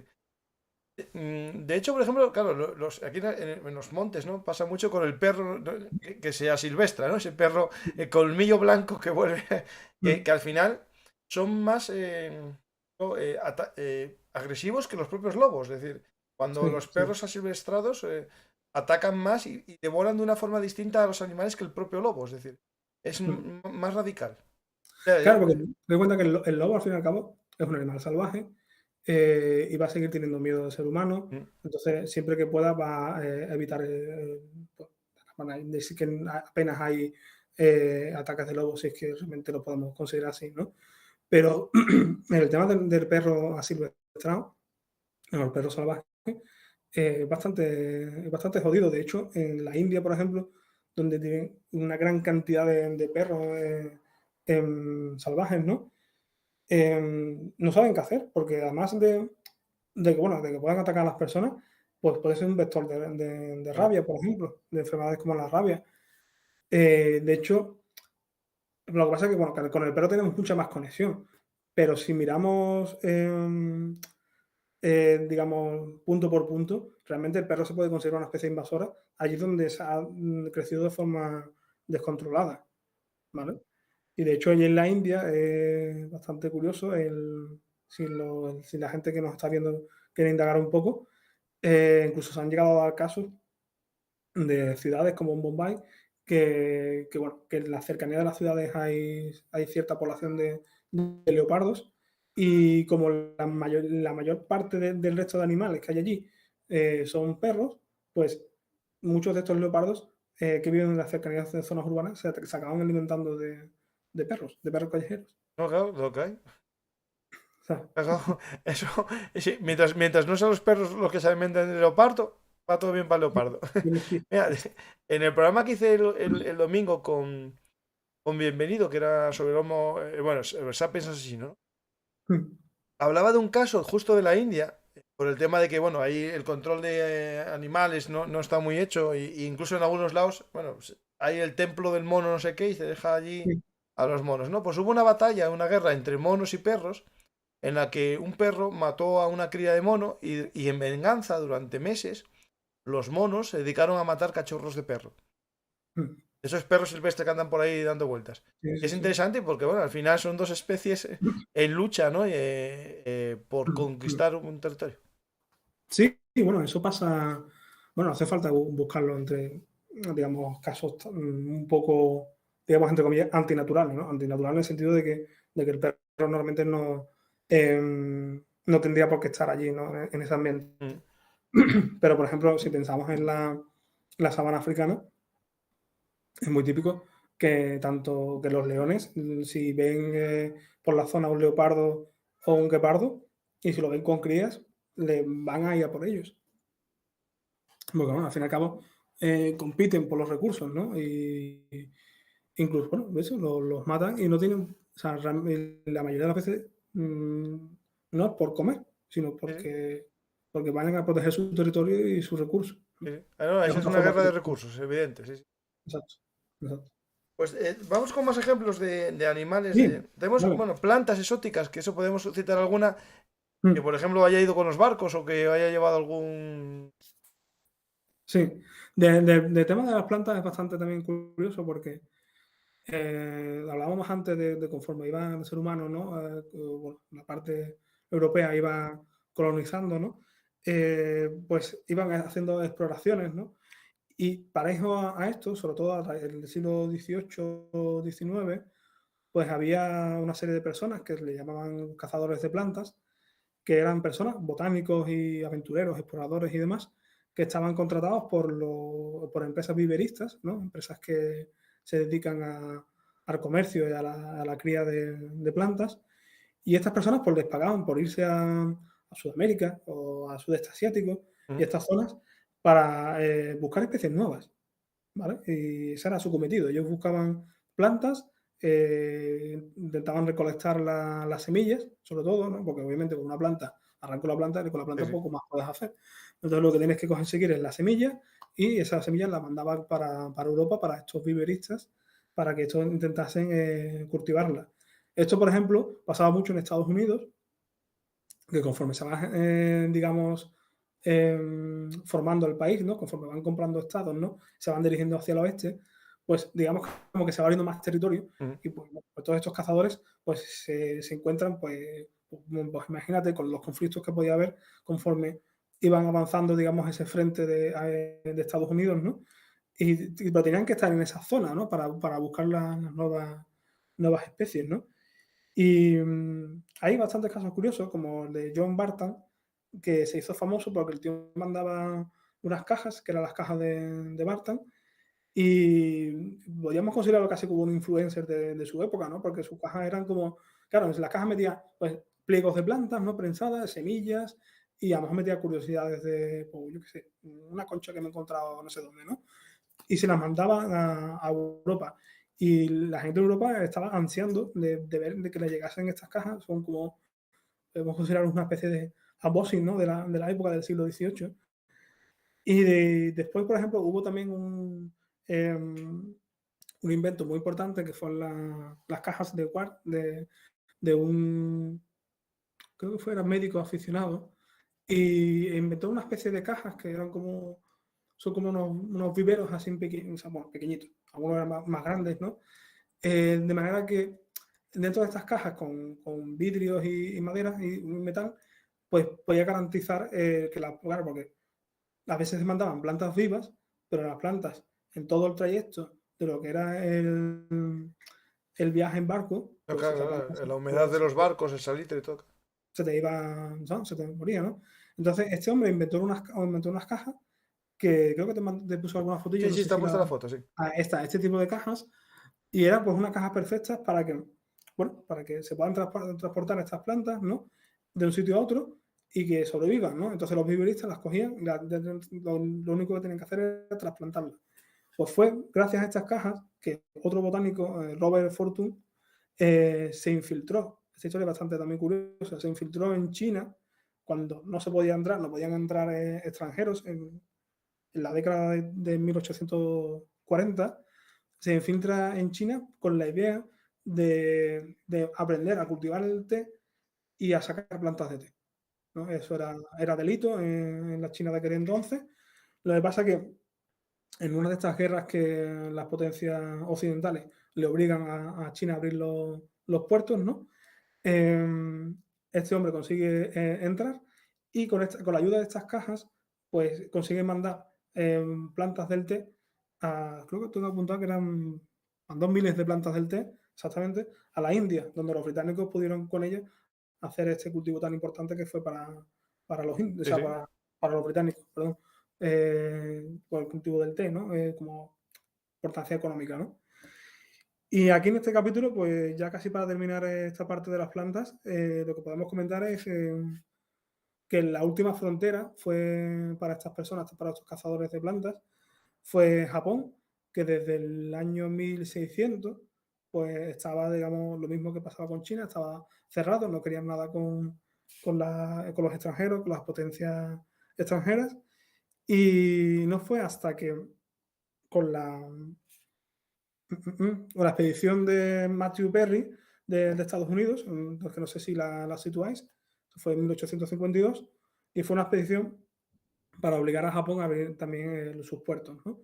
Bueno, pues después de esta expedición se firma el Tratado Harris y se empieza a, digamos, a abrir el comercio en este país, y entonces aprovechan estos botánicos para entrar, porque antiguamente había otros botánicos que habían entrado a ver lo que había dentro, por ejemplo, creo que era el Ginkgo biloba, esta planta tan famosa, Ujú. eh, fue descubierto porque un botánico entró en Japón, pero de extranjero, o sea, disfrazado, escondido en un carromato, y desde ahí pudo ver más o menos la botánica que había en la zona.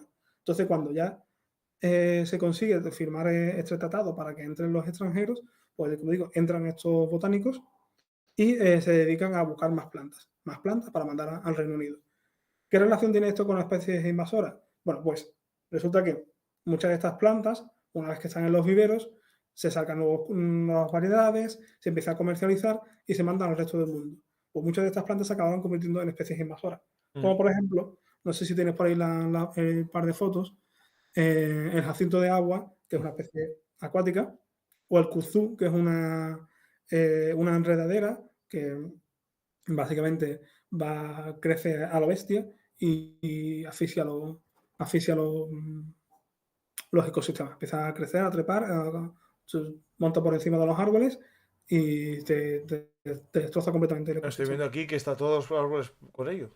Sí, sí, sí, es brutal.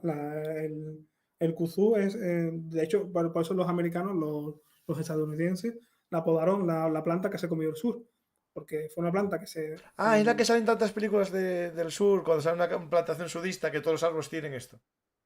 puede ser, Sí, sí, sí, sí, seguramente. sí. Me suena en películas ver esto de fondo, sí. Y es una planta que, bueno, que se vendía como ornamental, porque tiene unas flores bonitas. Además, también dicen que tiene propiedades medicinales. En fin, hay incluso libros dedicados completamente a todos los beneficios que tiene esta planta, ¿no? Y se empezó a plantar de forma masiva por los jardines de Estados Unidos. Y además, también con un capítulo que no hemos comentado, y es con lo que se llama el Dust Bowl, que es de todas estas tormentas de polvo que hubo en el 1900, en los años 30, 20 creo que ¿Cómo era, dijiste que se llamaba? Dust Bowl. Son tormentas de polvo increíbles que hubo porque se cargaron a lo largo de lo que hacían 1935 hay fotos. de, creo que era Antes. antes, 90. Pues básicamente lo que hicieron fue que a la hora de cultivar, pues destrozaron el suelo, ese suelo se quedó polvo y cuando vino una temporada de vientos fuertes y demás, pues unas olas de unas tormentas de polvo que arrasaron gran parte del país. Si habéis visto la película Interestelar, está en parte inspirado en este evento. Entonces, ¿qué pasa? Que para combatir el Dust Bowl, estas tormentas de arena, empezaron también a sembrar plantas que pudieran asentar el suelo. Y una de ellas fue el kudzu, ¿sabes? Entonces las sembraron a mansalva en la zona del sur de Estados Unidos. Y claro, hoy en día es un problema. Sí. Estoy viendo aquí fotos que están por todos lados. Sí, exactamente, esas son. Esa es Pues la. sí, pues de 1930 a 1935 más o menos. Eso, el 30. Pilló con que fue el crack del 29, eso fue. Pues más o Sí. menos la misma es.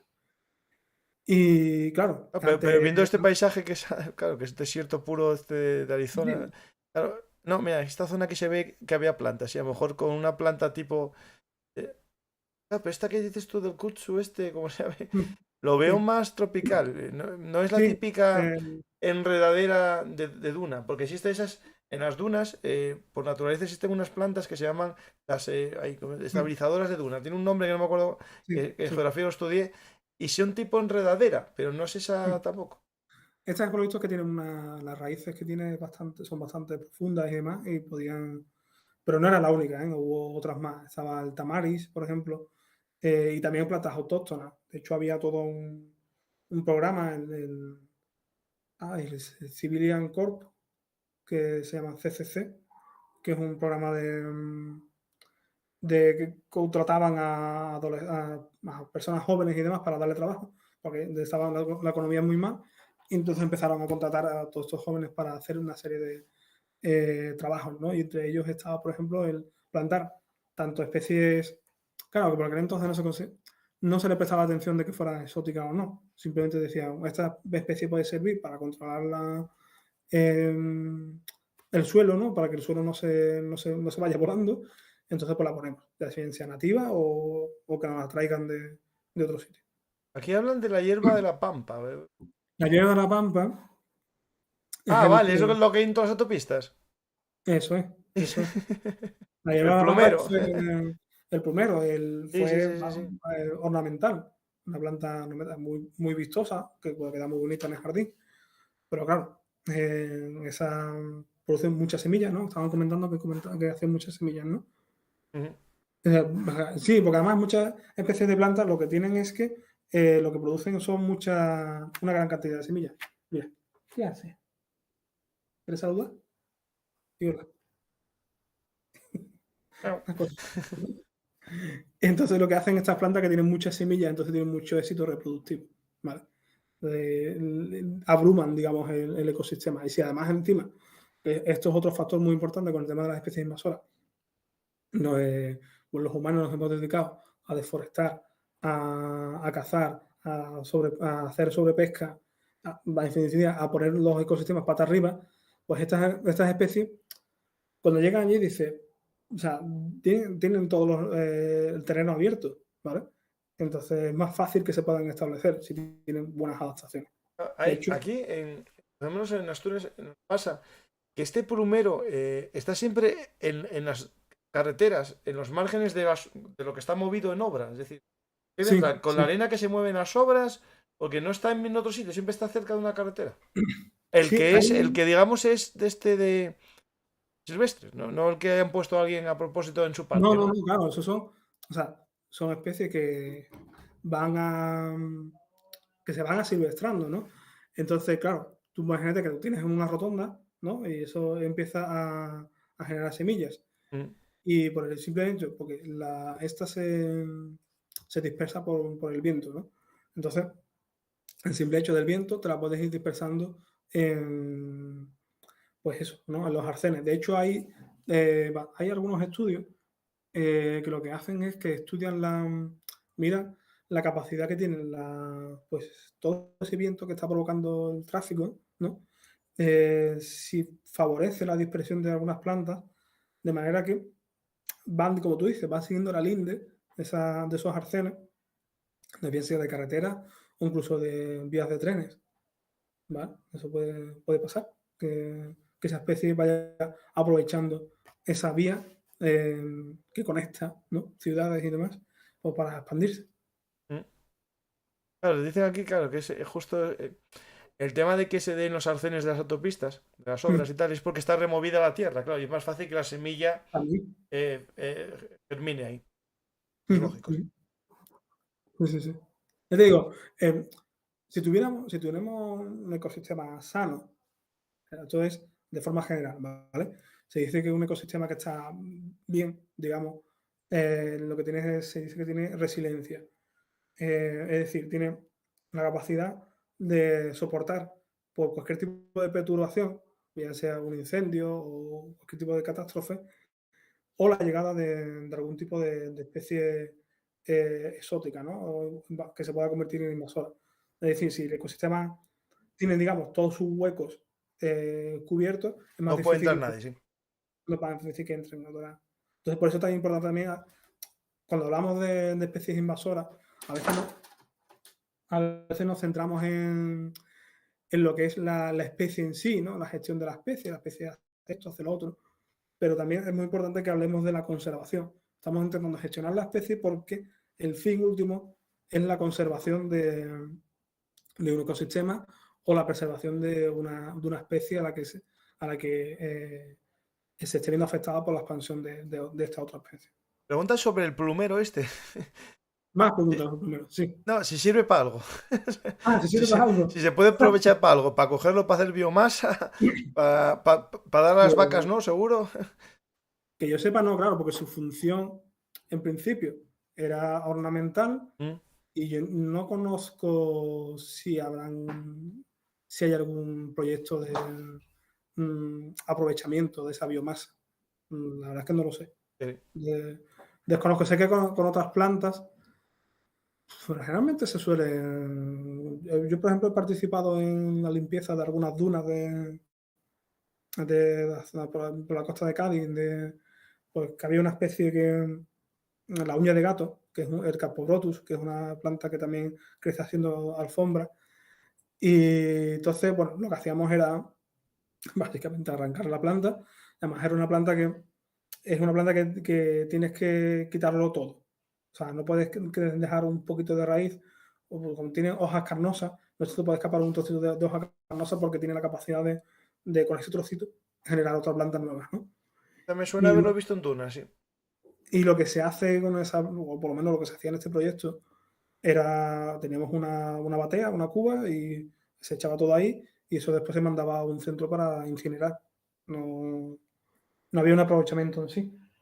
Y fíjate lo que pasaba con ese sitio, era bastante curioso, como te decía antes, de la importancia de tener un ecosistema bien establecido. Porque cuando estábamos quitando el Carpobrotus, nos vinieron los organizadores y dijeron, mira, fíjate en esa ladera de allí que el año pasado ya se había quitado Carpobrotus. Pero claro, se había quitado sin repoblar con especies autóctonas. Entonces, ¿qué estaba pasando? Que estaba empezando a crecer una especie, una margarita africana, que es una flor así amarilla con el centro negro, muy característica, y estaba empezando a colonizar el ambiente que se había limpiado un año anterior. Claro, vieron un vacío ahí.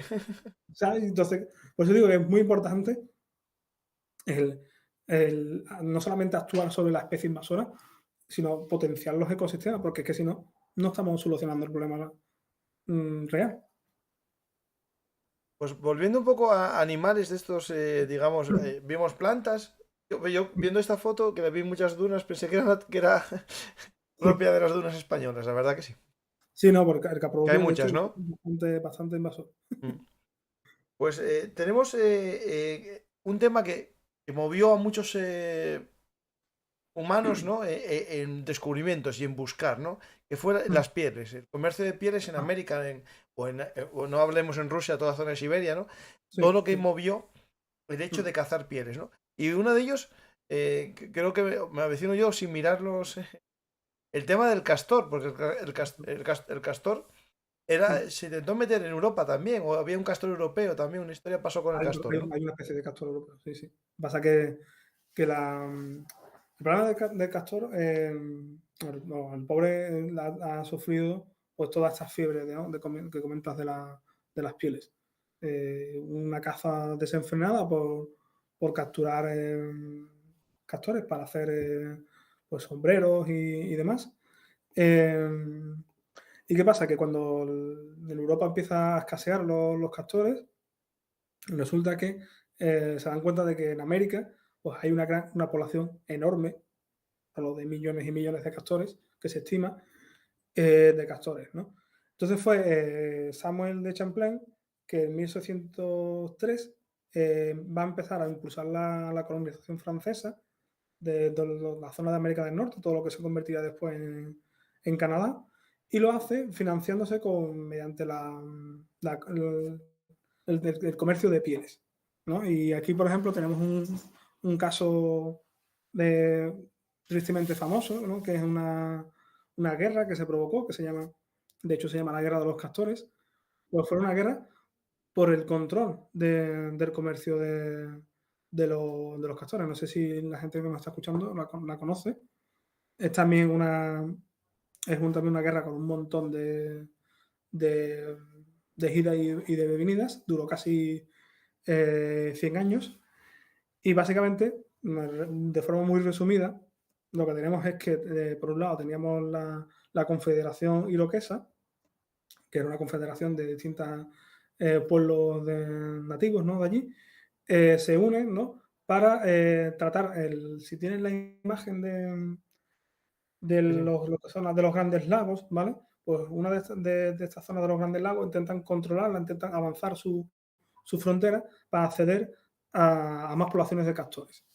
En ese avance van a estar apoyados en un principio por los holandeses y después más adelante por los ingleses, quienes les financiaban con armamento para que pudieran ganar la guerra y les mandasen las pieles. Y aparte, además, había una intención de que fuera en contra de los franceses y de las tribus aliadas de los franceses, ¿no? Que eran los que tenían el monopolio de estas pieles, digo, no solamente de castores, ¿vale? Estaban también, cuando llegan a la costa oeste de Estados Unidos, se dan cuenta que hay poblaciones de nutria marina, que tienen una piel muy apreciada. Después estaban el zorro, la marta. La marta americana pues, también tenía mucho más, eran como más apreciadas las pieles de los que venían de América, ¿no? Bueno, pues esta guerra, por ejemplo, termina alrededor de 1701, ¿no? Y el resultado de todo esto es que, pues, obviamente, las poblaciones de castores, pues, se desploman. Se desploman. Y digo, pasaron de millones a ser muy poquitos, con todas las consecuencias ecológicas que esto tiene, porque además resulta que los castores son lo que los biólogos llaman un ingeniero de ecosistema. ¿Esto qué significa? Que es un animal que es capaz de modificar tanto en un ecosistema, ¿no? Que crea unas nuevas condiciones. Por ejemplo, los castores, ¿no? Al crear estas presas que hacen en los ríos, ¿no? Con madera, ¿no?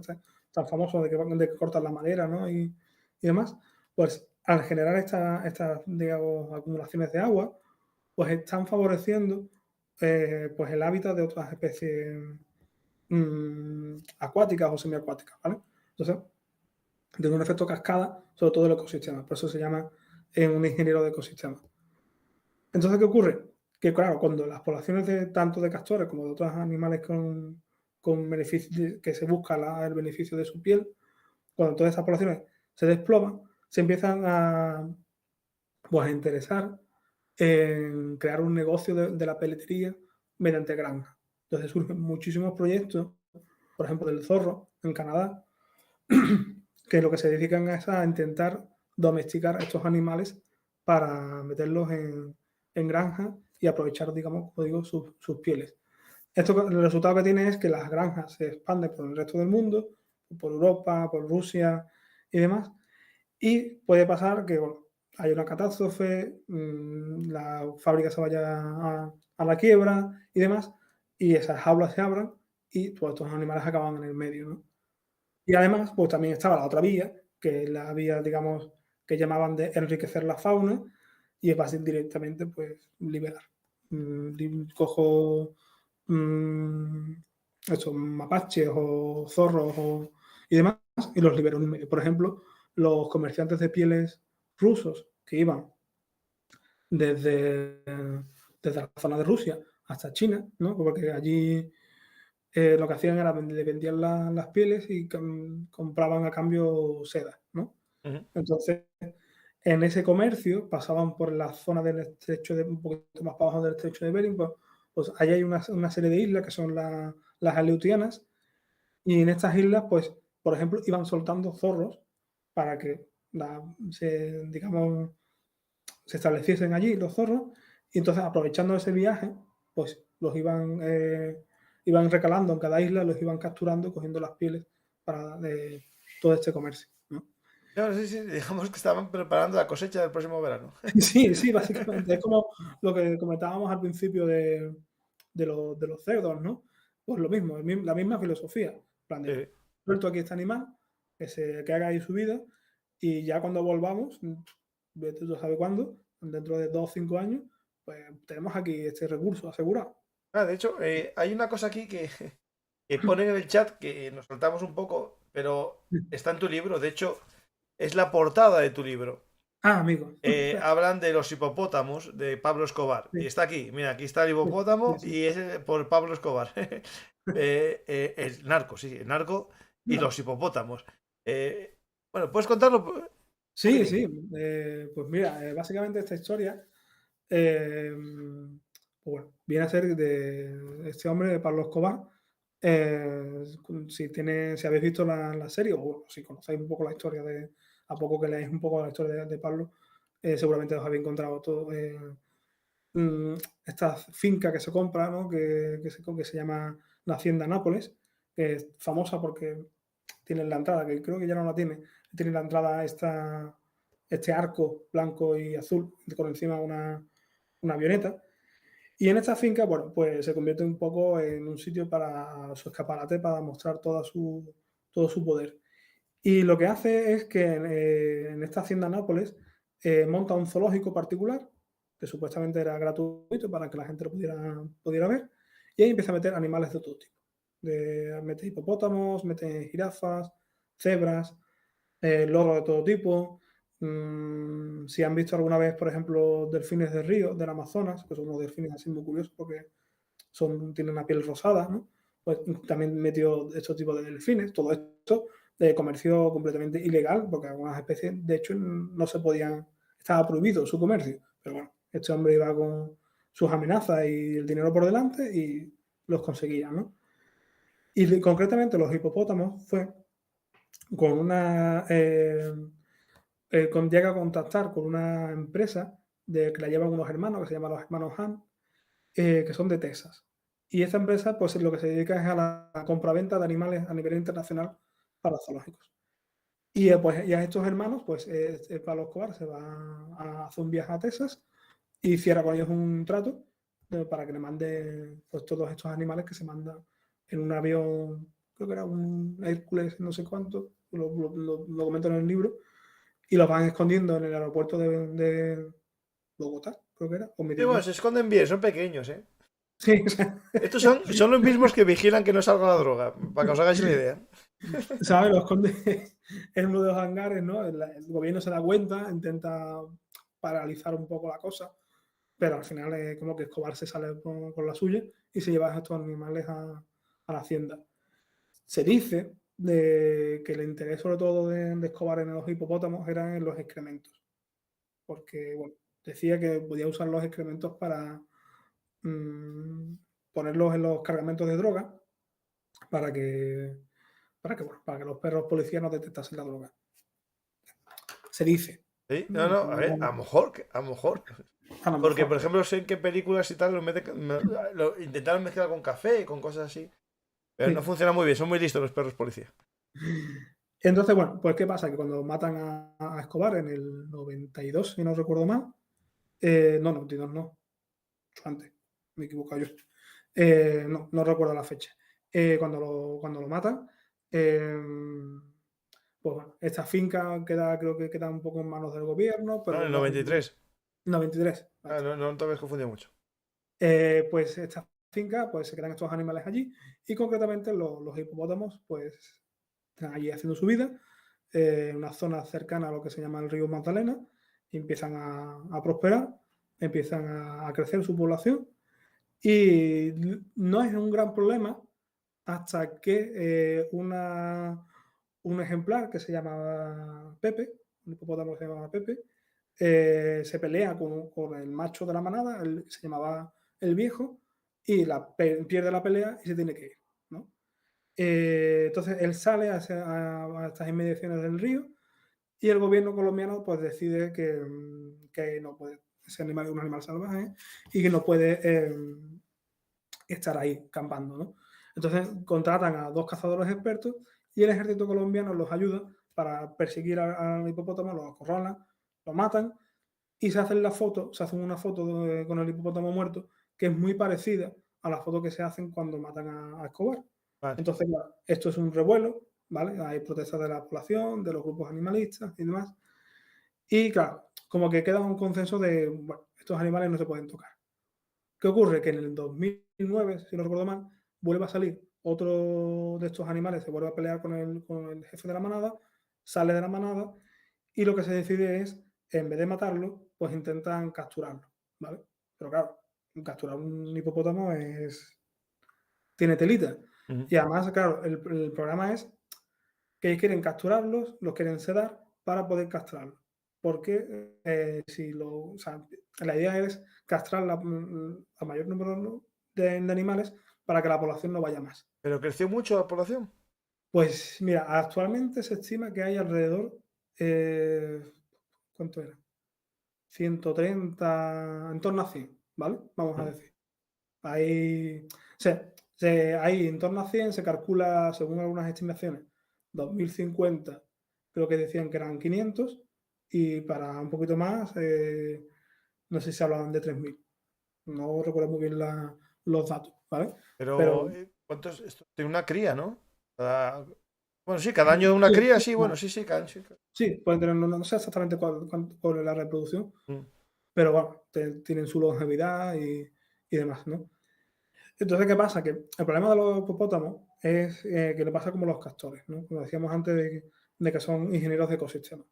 El hipopótamo come ingentes cantidades, o sea, los hipopótamos están la mayor parte del tiempo en el agua, pero por la noche sale y se alimenta de las plantas que hay alrededor, ¿vale?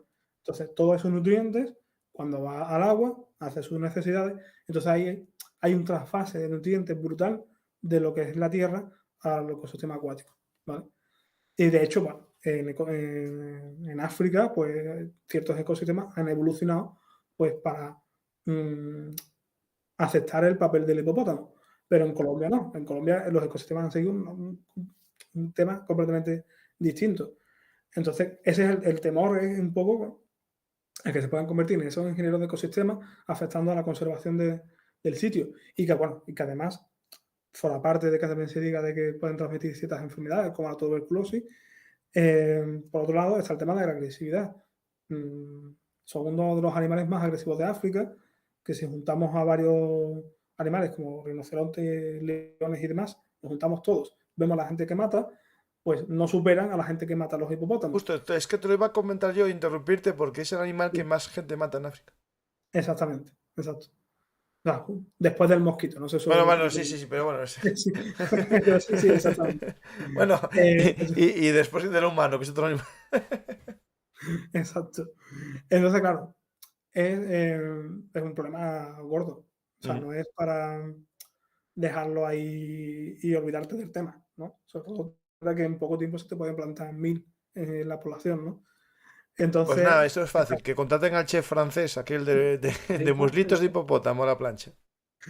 lo que se propone es hacer la castración de la población. Sí, sí. El problema es que los hipopótamos tienen, pues los testículos los tienen dentro no lo tienen hacia afuera, lo tienen dentro de la Ah, ¿los piel, tienen dentro? si Anda. no, lo tienen hacia adentro. Entonces, claro, pues tienes que sedar al animal, tienes que hacer una operación, abrir, ¿no? Y demás, entonces es muy costoso.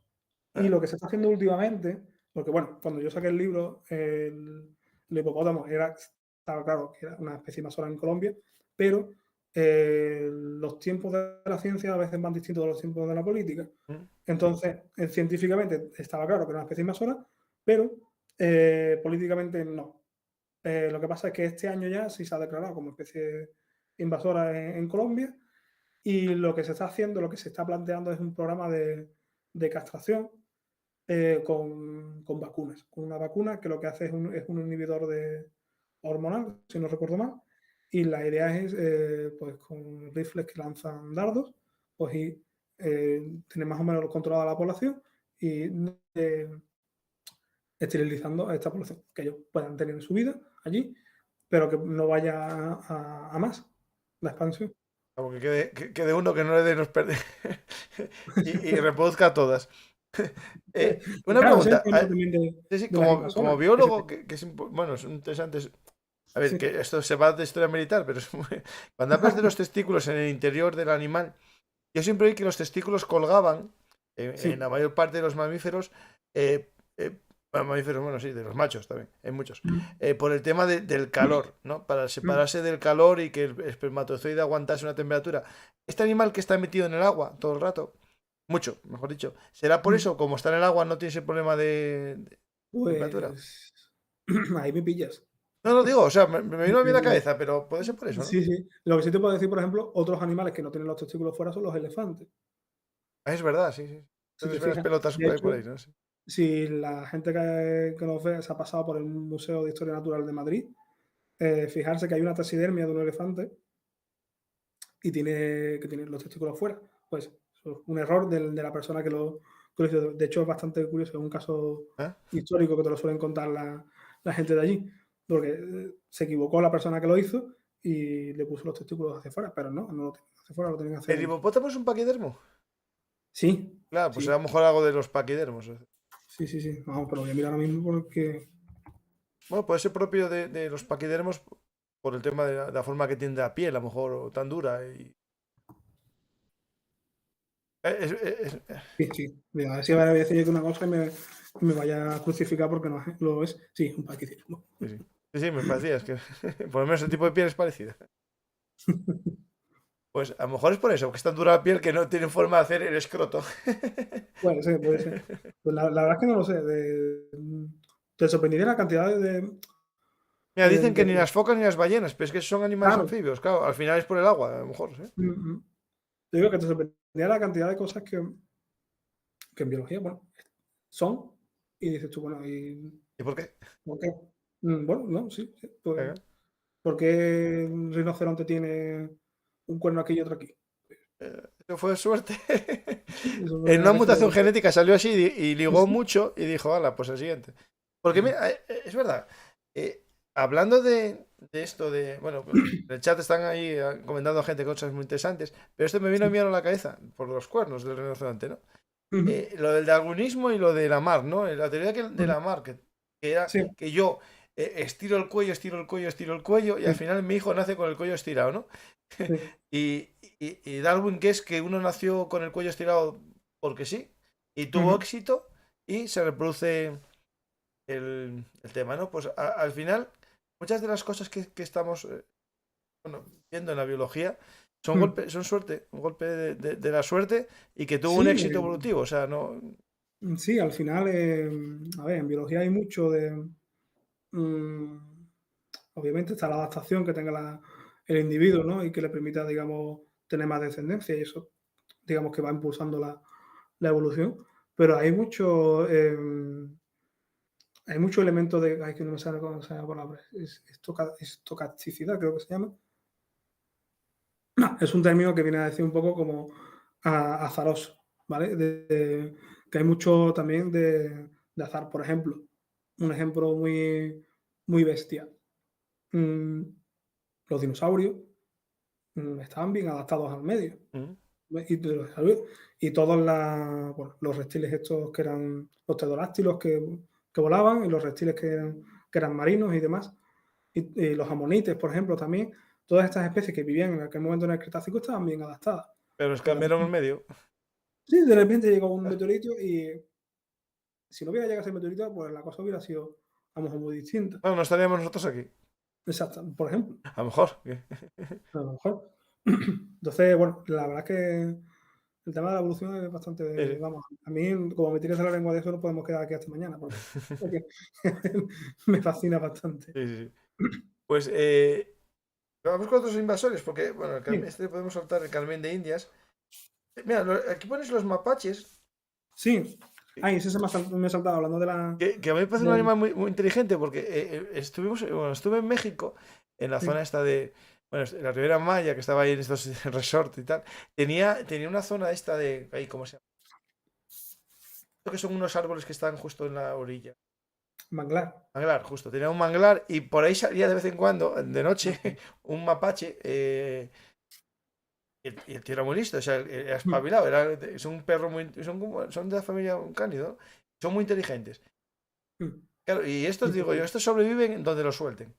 Porque era un Sí, bicho muy inteligente. Es decir, se acercaba, hacía un poco así, que se ponía de pie, así, como para llamar la atención y ¡pum! Comidita y volvía, ¿no?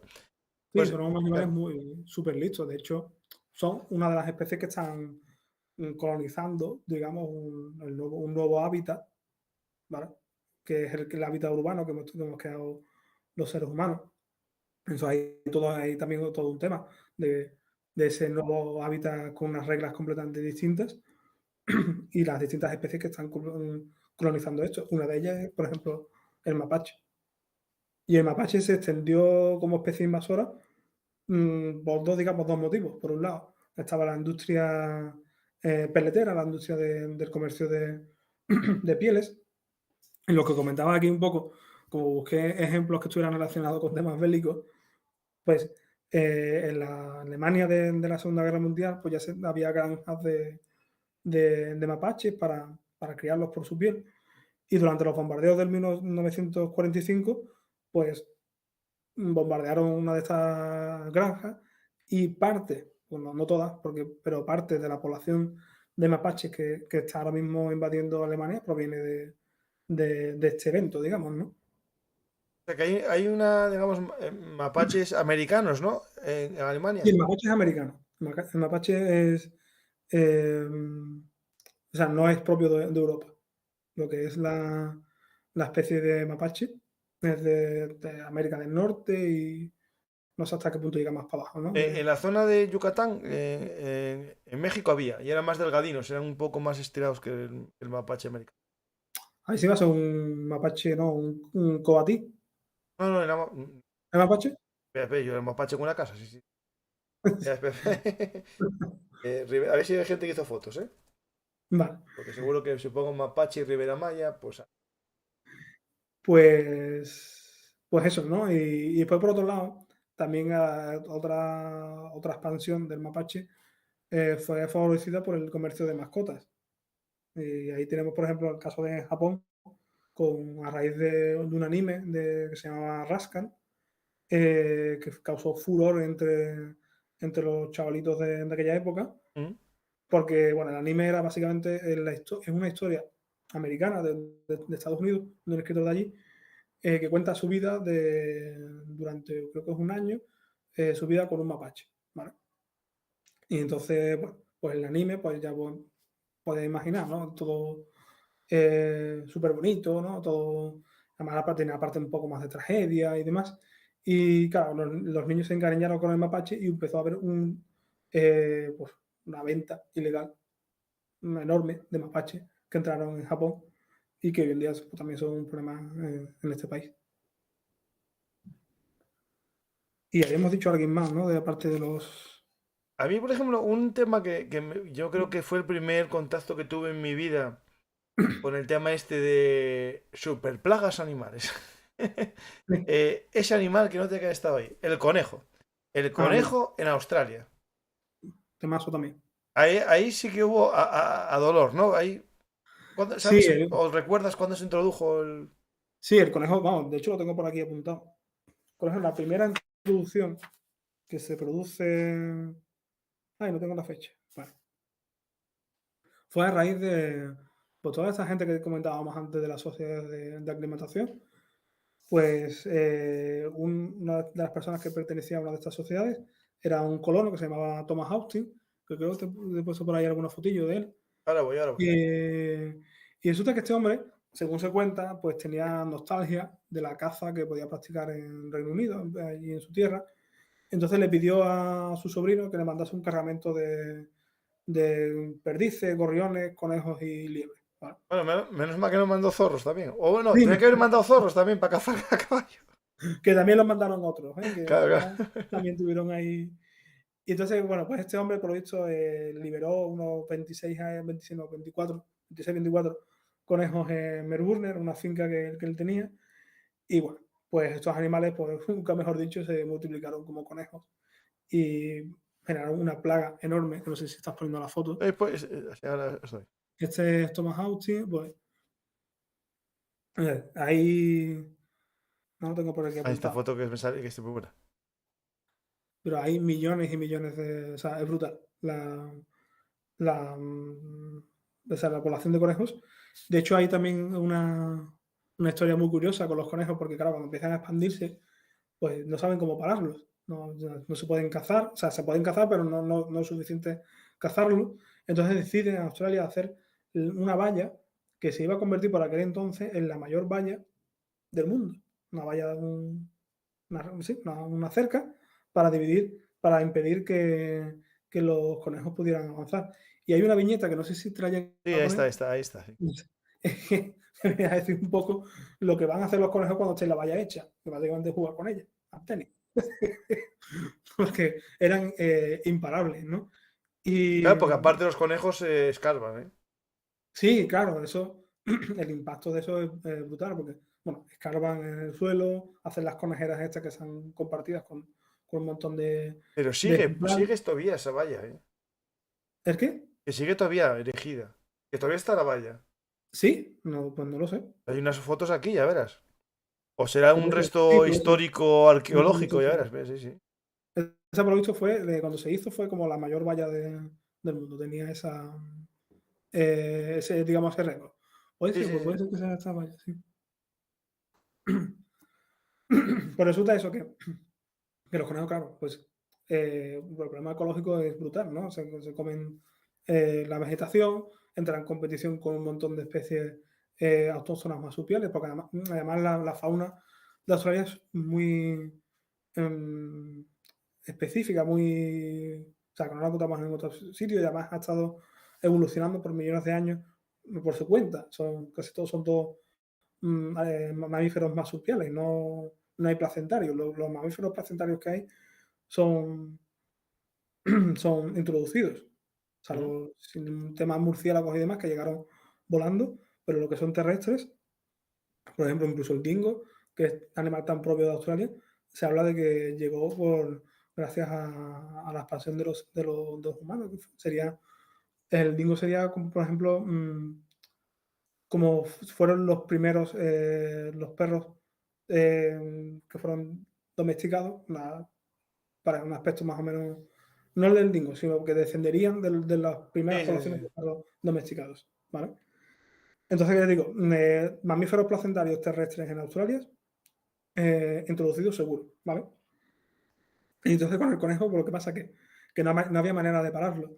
Y la única manera, más o menos, que han encontrado de pararlo es mediante metiendo virus. El virus de la misomatosis y el virus de otro que no me acuerdo cómo se llamaba, pero son un par de virus que claro, el problema de ahí es que estamos hablando antes de evolución, y aquí la evolución intenta actuar también muy rápido. Y es que, claro, tú metes un virus, te cargas millones de conejos, pero puede pasar que haya conejos resistentes a ese virus y al final la evolución te está jugando una mala pasada y digamos, esa arma ya no la puedes volver a usar. No, claro, No sé porque al si. final, cuanta más personas pasen por un virus, más posibilidad de mutación. Claro, En claro, o este sea, caso, como estamos hablando de millones de conejos, a ver si sale algo que no afecte solo a los conejos. claro, claro, y además, bueno, estas medidas también fueron muy polémicas porque, bueno, existe el riesgo de que estos virus se transmitan a otros países donde el Ajá. conejo es endémico o muy importante, por ejemplo, aquí en España, es base de la cadena trófica para la alimentación del lince ibérico, del águila, de varios carnívoros, ¿no?, de la península ibérica. Entonces, la conservación de estos carnívoros depende de que haya una buena población de conejos. Entonces, si estos virus llegan, que de hecho han llegado, porque el de la misomatosis, este primero que se introdujo, pues a una persona de Francia, le gustó la idea de controlar una plaga de conejos que tenía allí en Francia con ese mismo virus, entonces se hizo con una cepa y la liberó allí en Francia. Entonces, al final, este virus acabó llegando a ¿La cepa se España. consigue así en cualquier farmacia? ¿Me entiendes? ¿En cualquier farmacia o qué? No, creo que este hombre trabajaba o tenía contactos con un laboratorio igual. No recuerdo muy bien cómo era la historia, pero el hombre tenía acceso a esta cepa y la liberó en su finca. Es En la finca. hay una cepa RHDV1K5. Un mapa donde se soltó, porque claro, se soltó Ni como idea. oficialmente, y lo voy a poner ahora, es un mapa donde se soltó esa enfermedad. Sí, yo Se sé que suelta con un llegó conejo que ya lo tiene, ¿no? claro, si estamos viendo la foto, por ejemplo, Sí, sí, la esta, puse, la que esta es sale el la, conejo de una jaula. esta es la liberación lo que se hace es eso, que tengan em, un conejo con el virus. Otra opción que también se barajó era que las pulgas que infectan a los conejos, que pican, tuvieran infectadas también con algún tipo de enfermedad.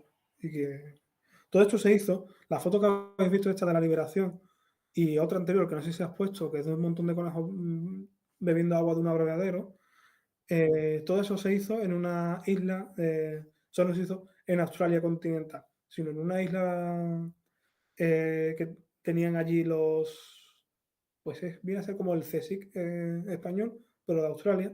Probar, ¿no? ¿El qué? A ir probando. Sí, para ir probando. Y entonces se hicieron ahí las primeras sueltas y demás para ver cómo funcionaba el eso. Lo que pasa es que, bueno, creo que incluso después ya hubo una liberación accidental y dijeron, bueno, pues para Ah, ya adelante. que estábamos, vamos. Vamos, no, no sé. Y sí, la verdad es que el tema del conejo en Australia es famoso Pues hay y unas campañas aquí en España de consume carne de conejo últimamente, ¿no las viste? sí, Que lo hagan en sí. Australia, que No, vayan en McRabbit. y manden vaya de eso. Y el problema, por ejemplo, claro, esto al final, en España hay una cultura, bueno, todavía de comer conejo, ¿verdad? Era habitual más antes, yo creo que ahora. Pero claro, esto, por ejemplo, es un tema de lo que decimos cultural, ¿no? En Japón lo tienen como un animal muy de mascota. Sí, no lo. Sí, sí, no hay la tradición de tener conejos de cría. Entonces, claro, es que digo culturas, ¿no? Es decir, a lo mejor en Australia Claro, tampoco tiene claro. la costumbre de comer. Es lo que hablamos también al principio, ¿no? Cuando comentábamos de introducir de usar estas especies como gastronómicos, ¿no? Bueno, de hecho hay muchos proyectos que lo que hacen es, se van a los países. Hay webs que te dan recetas, por ejemplo, del diente de león, esta planta que es muy típica por aquí, pues esa es invasora en Estados Unidos. Y, por ejemplo, se habla de hacer algún tipo de vino o cerveza con esta planta. El que comentaba antes, el pez león, por ejemplo, también se habla de cómo prepararlo y cómo hacerlo con un rebozado, no sé qué, servirlo con salsa tártara. ¿Sí? Lo que hace es eso, o sea, se busca de dónde viene la especie y, bueno, a ver qué uso gastronómico tienen allí, ¿no? Y por cierto, hablando de uso gastronómico, podemos usarlo ya para enlazar con el tema de los cazadores, no, de los caracoles gigantes, que es un tema también que No, eso es. me, Oh, me resulta fascinante. se me acaba de los escargots. Que queda más fino para comer. O sea, caracoles no comes, pero escargot. Pues estos fueron el caracol gigante africano, que como su nombre dice viene de la zona de África. Es un caracol enorme, no sé si has puesto la foto, Ah, estoy buscando, estoy buscando. son más como mi mano de grandes, como pincharracos. Y estos, pues, obviamente, como son muy grandes, tienen bastante carnecita y se usaban eh, para la alimentación. Este caracol, pues, digamos como que fue saltando de introducciones, ¿no? Si no recuerdo mal, fue en principio África continental, entró en Madagascar, después fue por las Islas Mauricio, Seychelles, por esta zona de allí, y resulta que en 1933 hay un investigador de lo que es la actual Taiwán, que por aquel entonces era Formosa, que es Kumaichi Shimojo. Y este hombre es curioso porque él se empeña en traer caracoles africanos a Taiwán para, bueno, pues, para criarlos para uso gastronómico, ¿no? Perdona, Ángel. Sí. Repíteme el nombre. ¿De qué? ¿Del señor? Era muy simpático. Parece una Madre receta de mía. cocina. Kumaichi Shimojo. No sé si lo he dicho bien, ¿vale? Comerlo y chimojo. Es que. Es No que sé si lo he dicho bien, ¿vale? parece. O Porque sea, dije yo, es que me suena eso, a mojar. Comerlo y chimojo. No, pues a ver, fuera bromas. Yo comí, no sé si comiste alguna vez caracoles. Yo yo es solo que los no sé, comí una vez no en sé Francia mucho de comer carne.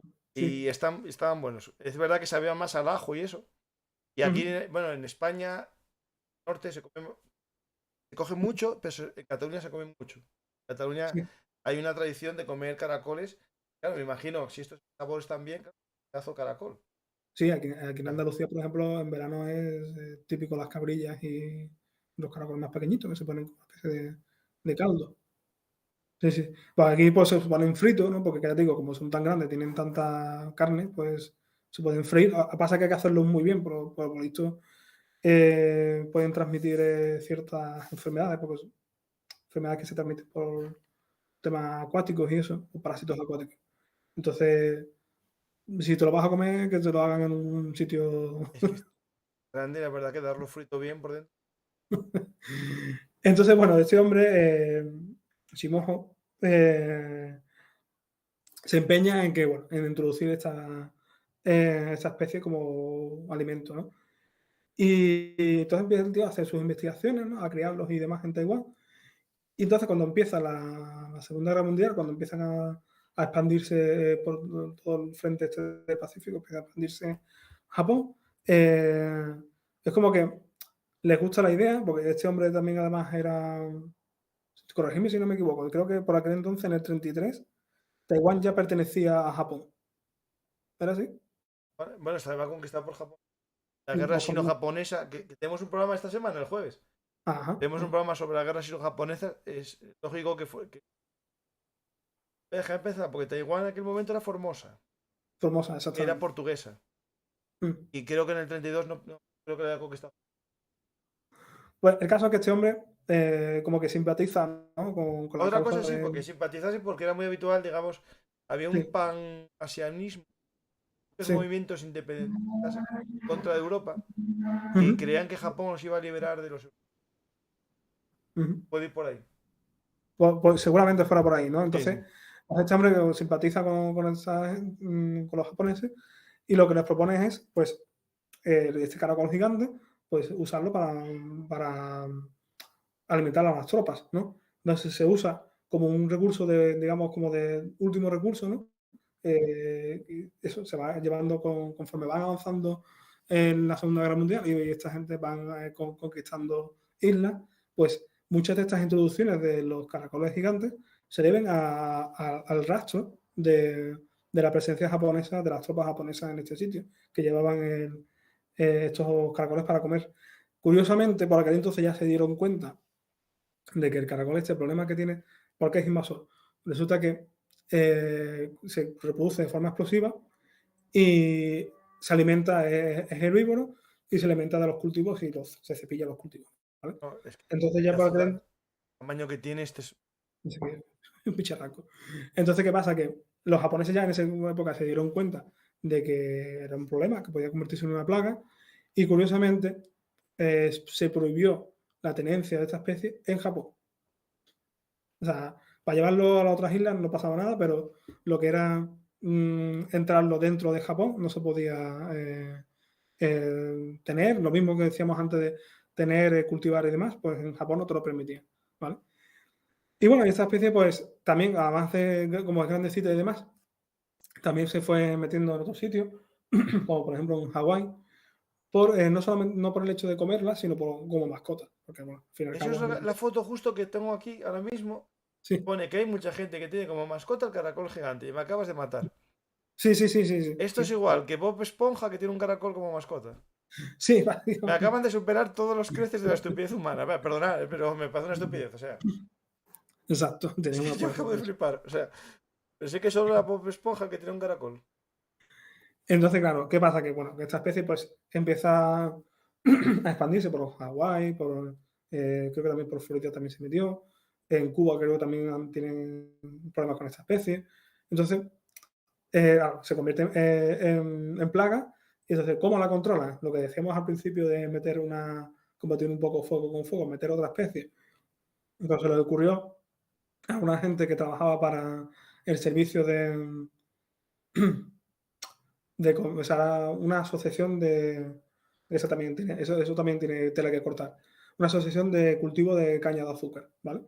Tenían entomólogos en la zona de Hawái, contrataban entomólogos para buscar depredadores de las plagas, ¿vale? De plagas agrícolas. Y uno de estos entomólogos, pues se va a Florida y ahí encuentra que hay un caracol que se llama caracol lobo rosado ¿Cómo, y es cómo, un cómo? caracol lobo rosado, que es la segunda fotito así que te he Ah, pasado, que vale, perfecto. también es un caracol bastante grandecito. Y bueno, este caracol, a diferencia del otro, es carnívoro y se dedica a depredar. Bueno, es una depredación a cámara lenta, no es como el Serengeti el león detrás del ñu, pero bueno, os podéis imaginar el caracol este gigante africano pues, haciendo su vida y detrás de él, por siguiendo el cerco de babita que va dejando, pues detrás de él lo va rastreando el caracol lobo rosado. O sea, que es un cazador de caracoles. Sí, Oh, pues son... si coge el africano tiene la fartura del siglo. Exacto, exacto. Entonces, esa es la idea, ¿no? Entonces se empieza a liberar este caracol lobo para que se coma el caracol gigante, ¿no? ¿Qué pasa? Que la mala pata de que se empieza a meter en una serie de islas del Pacífico, en Hawái también, em, donde estas islas, pues bueno, pues, para aquellos que son islas y están aisladas y demás, pues la evolución ahí en estos sitios juguetea bastante, ¿no? Y genera pues una diversidad completamente distinta a la que podemos encontrar en los continentes, ¿no? Entonces allí se habían diversificado pues un montón de tipos de caracoles. Caracoles más chiquititos, con colorines y demás, ¿vale? Entonces, estos caracoles carnívoros, en vez de controlar la plaga, por lo que se dedicaron a comerse a las especies endémicas. De hecho, hay alguna que otra especie que capú, o sea, se llevó a la extinción también por la destrucción del hábitat y demás, y porque estos caracoles carnívoros iban detrás de ellas. Claro, no le gustaba, era más de comer aperitivos que comer una gran tapa, un gran Sí, plato. claro. Y decía, madre mía, no sé qué tamaño tiene este caracol rosado, pero para comerse uno de nosotros, Sí, son grandecitos también, pero no claro, claro, llegan. es que no parece tan grande como nosotros. No, también te puede coger un espacio más o menos de la mano, ¿eh? Una cosita. Creo que es grande también, ¿no? Sí, sí, grandecito, grandecito también. Sí, sí. De hecho, Y encontré esa, unas fotos aquí sí. que al poner caracol rosado, un caracol al que le pusieron un chip, un ordenador, Ujú. para seguir sus hábitos, para Sí. investigar por qué comían. Y es decir, a estos caracoles lobos rosados, biólogos les Ah, pusieron un chip y una placa solar para seguirlos. pues esa yo no la Sí, conocía. sí, sí, ya verás la Sí, foto sí, ahí. pero sí, claro, claro, es curioso porque pues muchas veces, claro, no puedes controlar muchos de estos animales, a lo mejor no, aunque le abras, o sea, lo captures, le abras las tripas y veas un poco lo que hay dentro, lo vas a ver, supongo que no vas a ver gran cosa, porque hay algunos animales que se alimentan a lo mejor de insectos y demás, y por el tipo de restos que tiene o los tipos de huesos y demás, puedes saber un poco de lo que se alimenta. Pero claro, un caracol que coja otro caracol y seguramente lo haga papilla, porque no es que lo mastique, sino que lo va digiriendo y eso.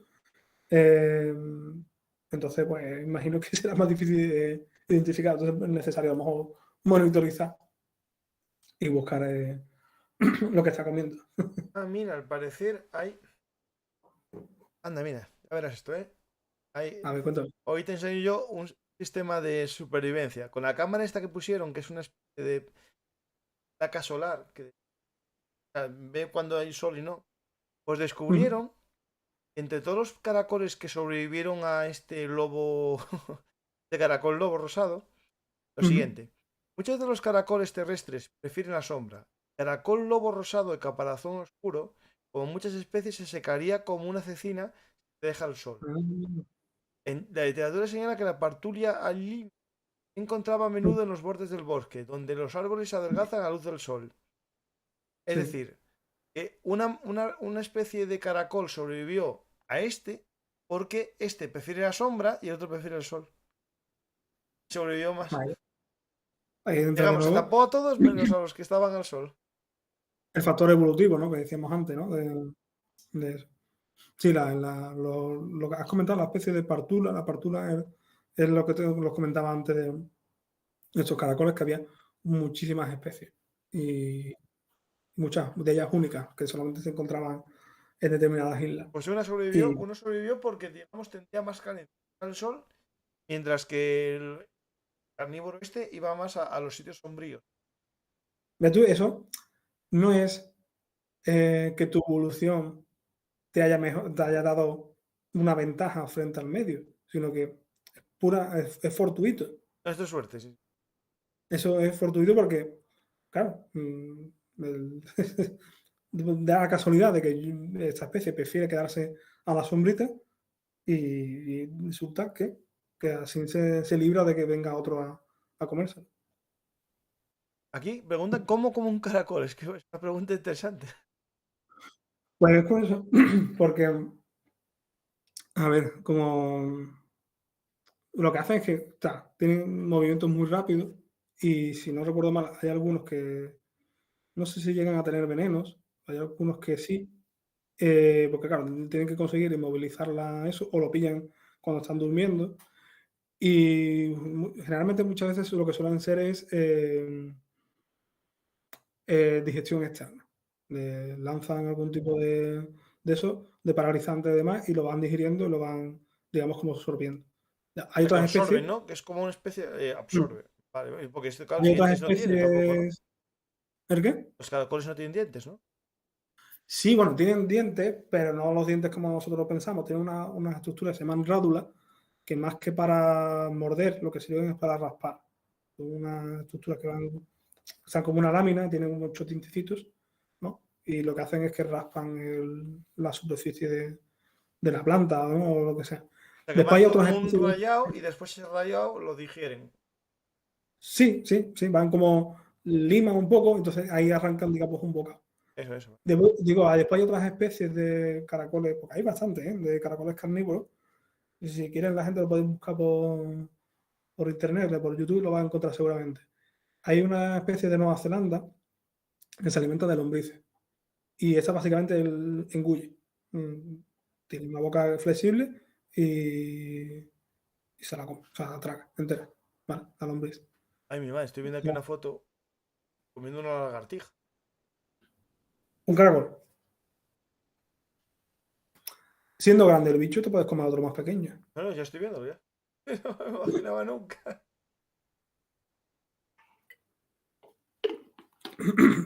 Eso como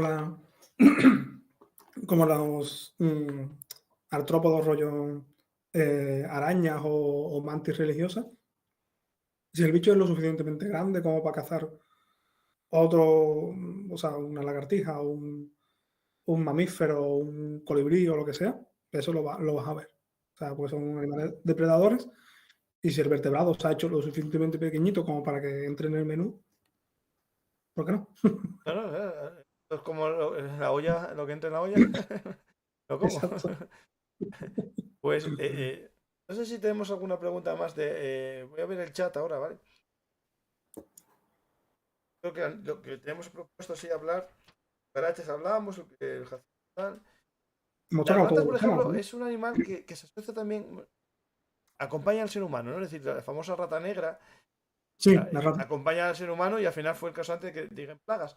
Y hace poco, en Madrid hubo una noticia de un aumento de las ratas negras. Sí, eso Son lo he las escuchado. que llevan la plaga, ¿no? Porque están las ratas grises y las marrones. Y las negras eran las que llevaban la peste, ¿no? Sí, creo que sí, que Sí, creo que las sí. primeras, las negras, eran las que...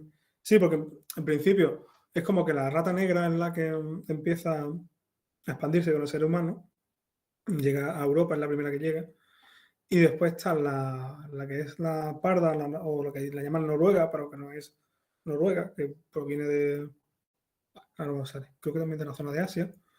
Esa es la más típica y la que empieza a desplazar. Y después además tenemos otro tipo de rata que no se ha llegado a expandir tanto, pero que es la rata de la Polinesia, que aprovechó toda la expansión de los polinesios por toda esta zona del Pacífico y demás. Y, por ejemplo, se supone que la isla de Pascua, que tanto que se hablaba de que los habitantes de la isla de Pascua destruyeron su ecosistema, talaron los bosques, ¿no? Para construir estos famosos, los Moai, ¿no? Si no me equivoco, eran. Eh, Aparte de esa deforestación humana, se supone que a la llegada de las ratas, pues se cebaron con un tipo de palmera que solo crecía allí en la isla de Pascua. Se comieron todas las semillas, ¿no? O sea, se comieron en exceso las semillas de estas plantas y eso junto con la deforestación humana, pues acabó por deforestar por completo la isla. La rata de las Polinesias también es bastante curiosa, porque conforme se iba expandiendo, distintas culturas tenían como, o sea, se las comían, ¿no? Tenían además distintos deportes asociados a la caza de ratas, ¿no? Había un deporte creo que era que tenían que coger por un camino por la selva y cazando las ratas. Los distintos equipos tenían que cazar las ratas que aparecían por las líneas del camino y el que más cazaba por el que ganaba. Y de hecho, estas ratas, como aunque se fueron expandiendo con los seres humanos, después no fueron tan comunes y se relata que cuando llegan los europeos a, si no recuerdo mal, era Nueva Zelanda, que es uno de los sitios donde se introduce la rata en Polinesia, las mismas tribus de allí, los maoríes, les dicen, ven a las ratas que llevan los europeos en los barcos y les piden que por favor les dejen desembarcar a las ratas, que les den ratas de esas porque quieren practicar sus juegos, o sea, sus deportes típicos y demás, y ya no podían hacerlo porque no había suficiente población, ¿no? Entonces, bueno, la expansión de la rata es bastante también curiosa, ¿eh? Yo creo que da incluso para libro entero. La expansión de estos bichos. Sí, sí. Son un animal que tiene una capacidad de supervivencia impresionante. Es brutal, es brutal. Hace Yo poco creo, leía un investigador que decía que hacía un ejercicio de imaginación y decía, si la humanidad desapareciese, si podemos imaginar la fauna del futuro, y dice, seguramente mucha de esa fauna provendría de ratas que se hayan adaptado a distintos medios, medio acuáticos, medio que se hicieran más grandes, a lo mejor unas ratas serían más grandes para convertirse en depredadores, otras más pequeñas para ser un nicho más herbívoro, ¿sabes? Y eso es porque el ser humano las ha vuelto cosmopolitas. Que, que ese es un tema también que es lo que digamos que está detrás de todas estas invasiones biológicas, un fenómeno que es la globalización de las especies, ¿no? Estamos globalizando nuestro comercio, nuestra información, cultura, etcétera, pero también estamos globalizando especies. Si tú coges, por ejemplo, yo estoy en Sevilla, pues si coges en Madrid, te vas después a Londres, a París, Tokio, empiezas a coger grandes ciudades que estén más o menos dispersas y haces una lista de las plantas, animales, incluso microorganismos que hay allí, vas a ver que empiezan a coincidir, vas a ver que a lo mejor hay gorriones, hay palomas, hay urracas, ratas, ratones, y todo eso es parte de esa globalización de las especies, porque estamos conectando todo y todas esas especies están aprovechando esas vías que le estamos poniendo para expandirse. hay matices, ¿no? Porque me acuerdo cuando en ciertos países los cuervos, por ejemplo, que viven en las Sí, ciudades, bueno, acá y algunos cuervos también, no son exactamente el mismo tipo de cuervo. Pero el sí, sí, gorrión, yo creo que el gorrión, que a mí me llama la atención, no sé si puedes decir, que hay cada vez menos gorriones. sí, sí, eso también es un Hay una tema. lucha, y aquí en Oviedo, que estamos cerca del mar, pero bueno, cerca, 30 kilómetros. Antes había, y me decía mi madre que era porque estaba el basurero, ahora no hay basurero en el cerca de Oviedo, y yo estoy viendo, o sea, cuando paso muchas horas en los columpios, ¿no? Con mi hija, y vemos escenas a veces bueno, de la naturaleza, ¿no? De repente una paloma va volando y aparece de lo alto un- una gaviota, no un águila, y la coge en el aire, y la lleva a tierra y la mata como si fuera un águila. Es decir, es una transformación de la gaviota en otro tipo de animal que el que era originario, ese de carroñero, se está Bueno, convirtiendo en un cazador. es que la gaviota en sí es un animal oportunista, ¿eh? Eso que Muy describes, por oportunista, sí. ejemplo, de que coge una paloma, no sé qué, pues eso perfectamente lo podía haber hecho en un ecosistema costero donde hubiera anidado otra especie, incluso propias gaviotas, y si ve un pollito así indefenso o lo que sea, no se lo va a pensar dos veces y lo puede cazar, ¿no? Y con el tema de los gorriones, pues sí, es verdad que hay varios factores, ¿no? Está por un lado, se decía, por ejemplo, que hayamos pasado de un transporte más típico de caballos, ¿no? Que tenían los excrementos de los caballos que tenían disposición de semillas y eso, a un transporte más bueno, de motor, ¿no? Que no da ese recurso.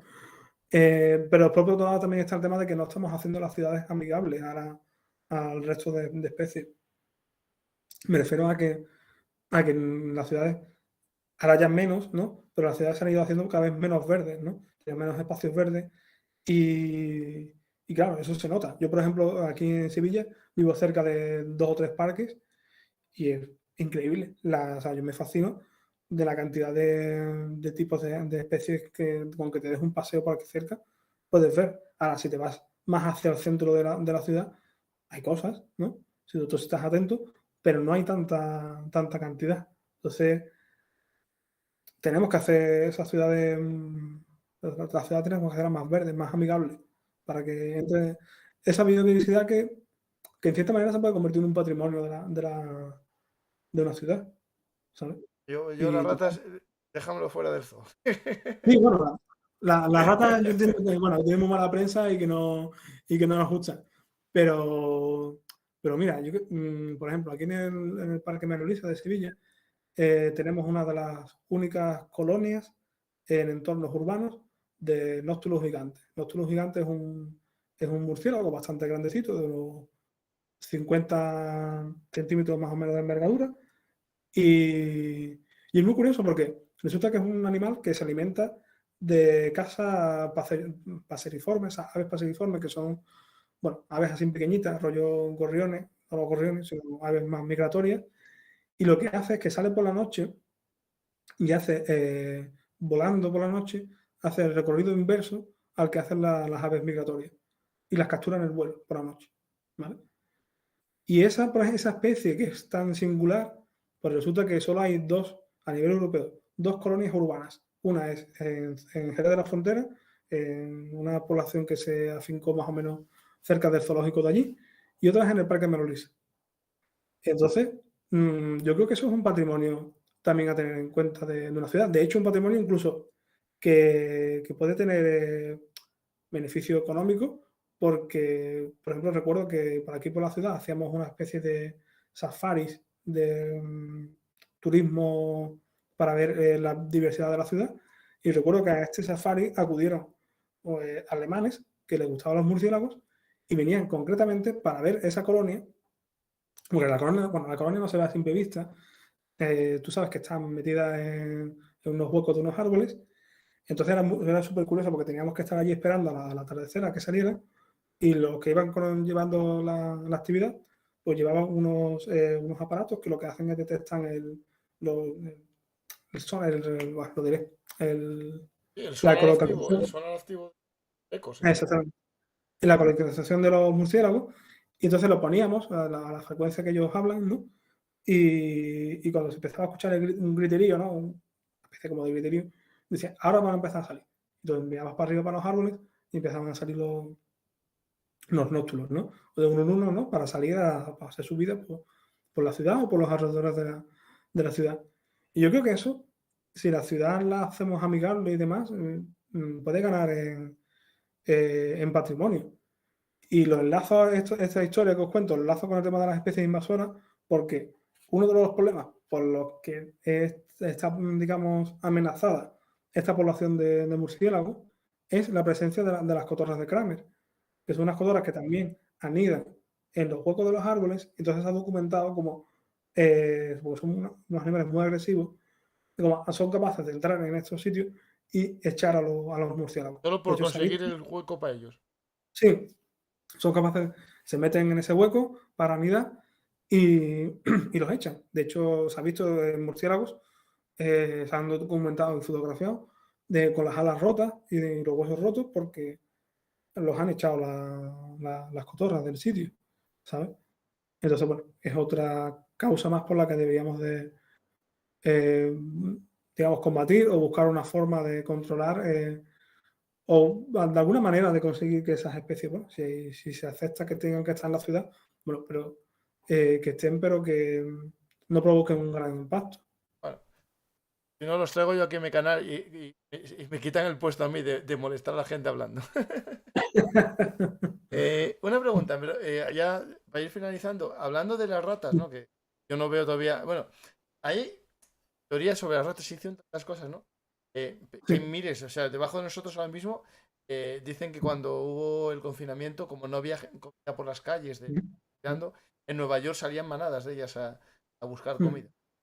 Dicen que, la verdad, o el que lo pregunta, es que al no tirar el aceite por los grifos, actualmente, se redujo un par de la población, porque claro, estás dejando nutrientes ahí, pero yo no sé hasta qué punto la rata bebe el agua que... Ostras, pues Pero lo dice, Pues pero no sé, bueno, eso habría que ver algún estudio. Me parece no sé, extraño, porque el agua. no he escuchado nada de repente. Sí es verdad que durante el confinamiento, bueno, pues hubo muchísimos animales que se aventuraron a las ciudades o que salieron a buscar en plan de, bueno, ¿dónde están estos, estos animales que tanto ruido hacían? ¿Dónde están ahora, no? Y eso, claro, es verdad porque hay algunas especies que, bueno, pues están de pasadas. Por ejemplo, en Chile, por ejemplo, entraron pumas en grandes ciudades. Pero después hay otras especies que, pues, al ser comensalistas de los humanos, como son las ratas, obviamente necesitan ese aporte de lo que les estemos dando.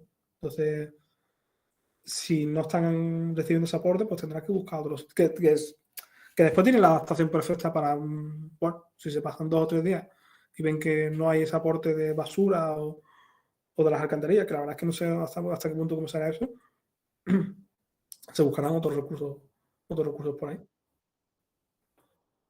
Bueno, yo creo que más o menos la misión está cumplida. El que quiera saber más, porque en el libro hay muchos más ejemplos. Esto, el viaje de Miles en un barco cargado de arroz, familia Odón de Rubén y los Gambusi, apaches, hay has dado todo lo que libro, todos los capítulos van uniendo hechos históricos y hay alguna invasora más de las que estoy hablando aquí. Por lo tanto, Sí. recomiendo a la gente que lea tu libro, que lo tengo aquí, Historia de las especies invasoras. No hablas de los humanos porque también somos una especie invasora. Esa es la Y, gran pregunta. Mira, ahora que ha salido ese tema, te lo comento brevemente. Porque siempre me lo dicen, ¿no? La especie invasora más grande, más importante es el ser humano. El concepto de especie invasora va ligado a introducción accidental o intencionada por parte del ser humano. Lo cual no quita que obviamente el ser humano está provocando un impacto brutal, muchísimo más brutal que cualquier otra especie invasora. Y que si lo mirásemos como si fuésemos extraterrestres desde una nave desde arriba, pues sí, seguramente se nos pudiera aplicar esa misma etiqueta. Pero de forma, digamos, científica y demás, el término especie invasora es un fenómeno asociado a las actividades humanas. vale. Hablando de esto, bueno, hay una pregunta aquí que lleva haciendo Daniel un rato, en varias Sí, formas. Existe, espera, Ah, las ratas extinguieron al Rafinae, que es un dogo en Nueva Zelanda. la Dogo, final. dogo, un pájaro raro. Fíjate que lo busque porque así de entrada. Vale, este es el solitario de Mauricio, algo así se llama, ¿no? Pues Lado de aves. sí, sí, sí, relacionado con el dodo. Ah, pero no es Sí, en Nueva Zelanda. no, no, si lo estoy viendo aquí, sí, sí, es un... Vale, pero es que había otro que era el solitario. Ah, vale, sí, sí, sí. Es un pájaro de estos parecido al dogo. Hmm. Sí, me imagino, Vale, claro, sí, que las ratas comen los huevos. sí, seguramente haya sido un combo, en este caso es menos conocido, eh, este, este caso de estas aves. Pero es un caso muy parecido al del dodo. De un combo, yo siempre digo que esto hace sinergia, ¿vale? Una sinergia de, pues, por un lado, el ser humano destruyendo el hábitat, seguramente, pues, igual que el dodo, pues se aprovechó de forma cinegética. Además, eran aves que no podían volar, que entonces, digamos que esa adaptación era bastante desventajosa con respecto a las que sí podían. Y seguramente pues la entrada de varias especies invasoras, entre ellas las ratas. Las ratas es brutal, cuando entran en una isla, y los ratones también, es brutal el impacto que pueden provocar. Se comen polluelos, los huevos y demás. De hecho, hay imágenes bastante espeluznantes en este caso fueron ratones, en una isla, que incluso llegan a tener un tamaño más grande del normal, que se alimentaban de los albatros, que son unas aves marinas.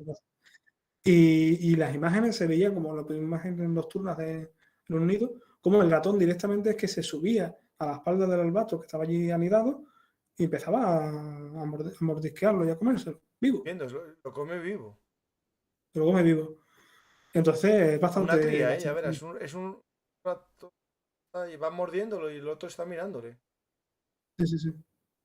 Entonces, bueno, estos animales, la verdad es que por ese carácter oportunista que tienen y tan explosivo, pues se pueden llevar por delante, como decían esta clase de aves, ¿no? El dodo o el solitario de Rodríguez, ¿no? Que era un pariente parecido a estas aves.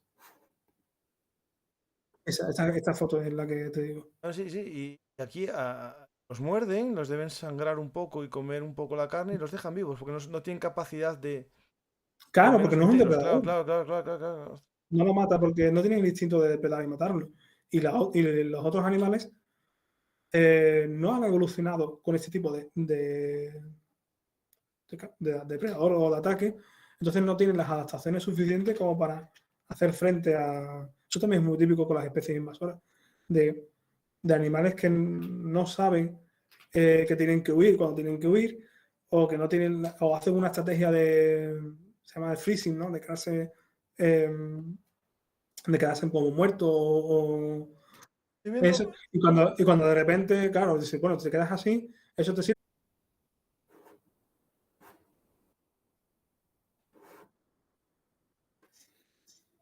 Ahora, ya volvimos. Ahora sí, ¿no? Eh,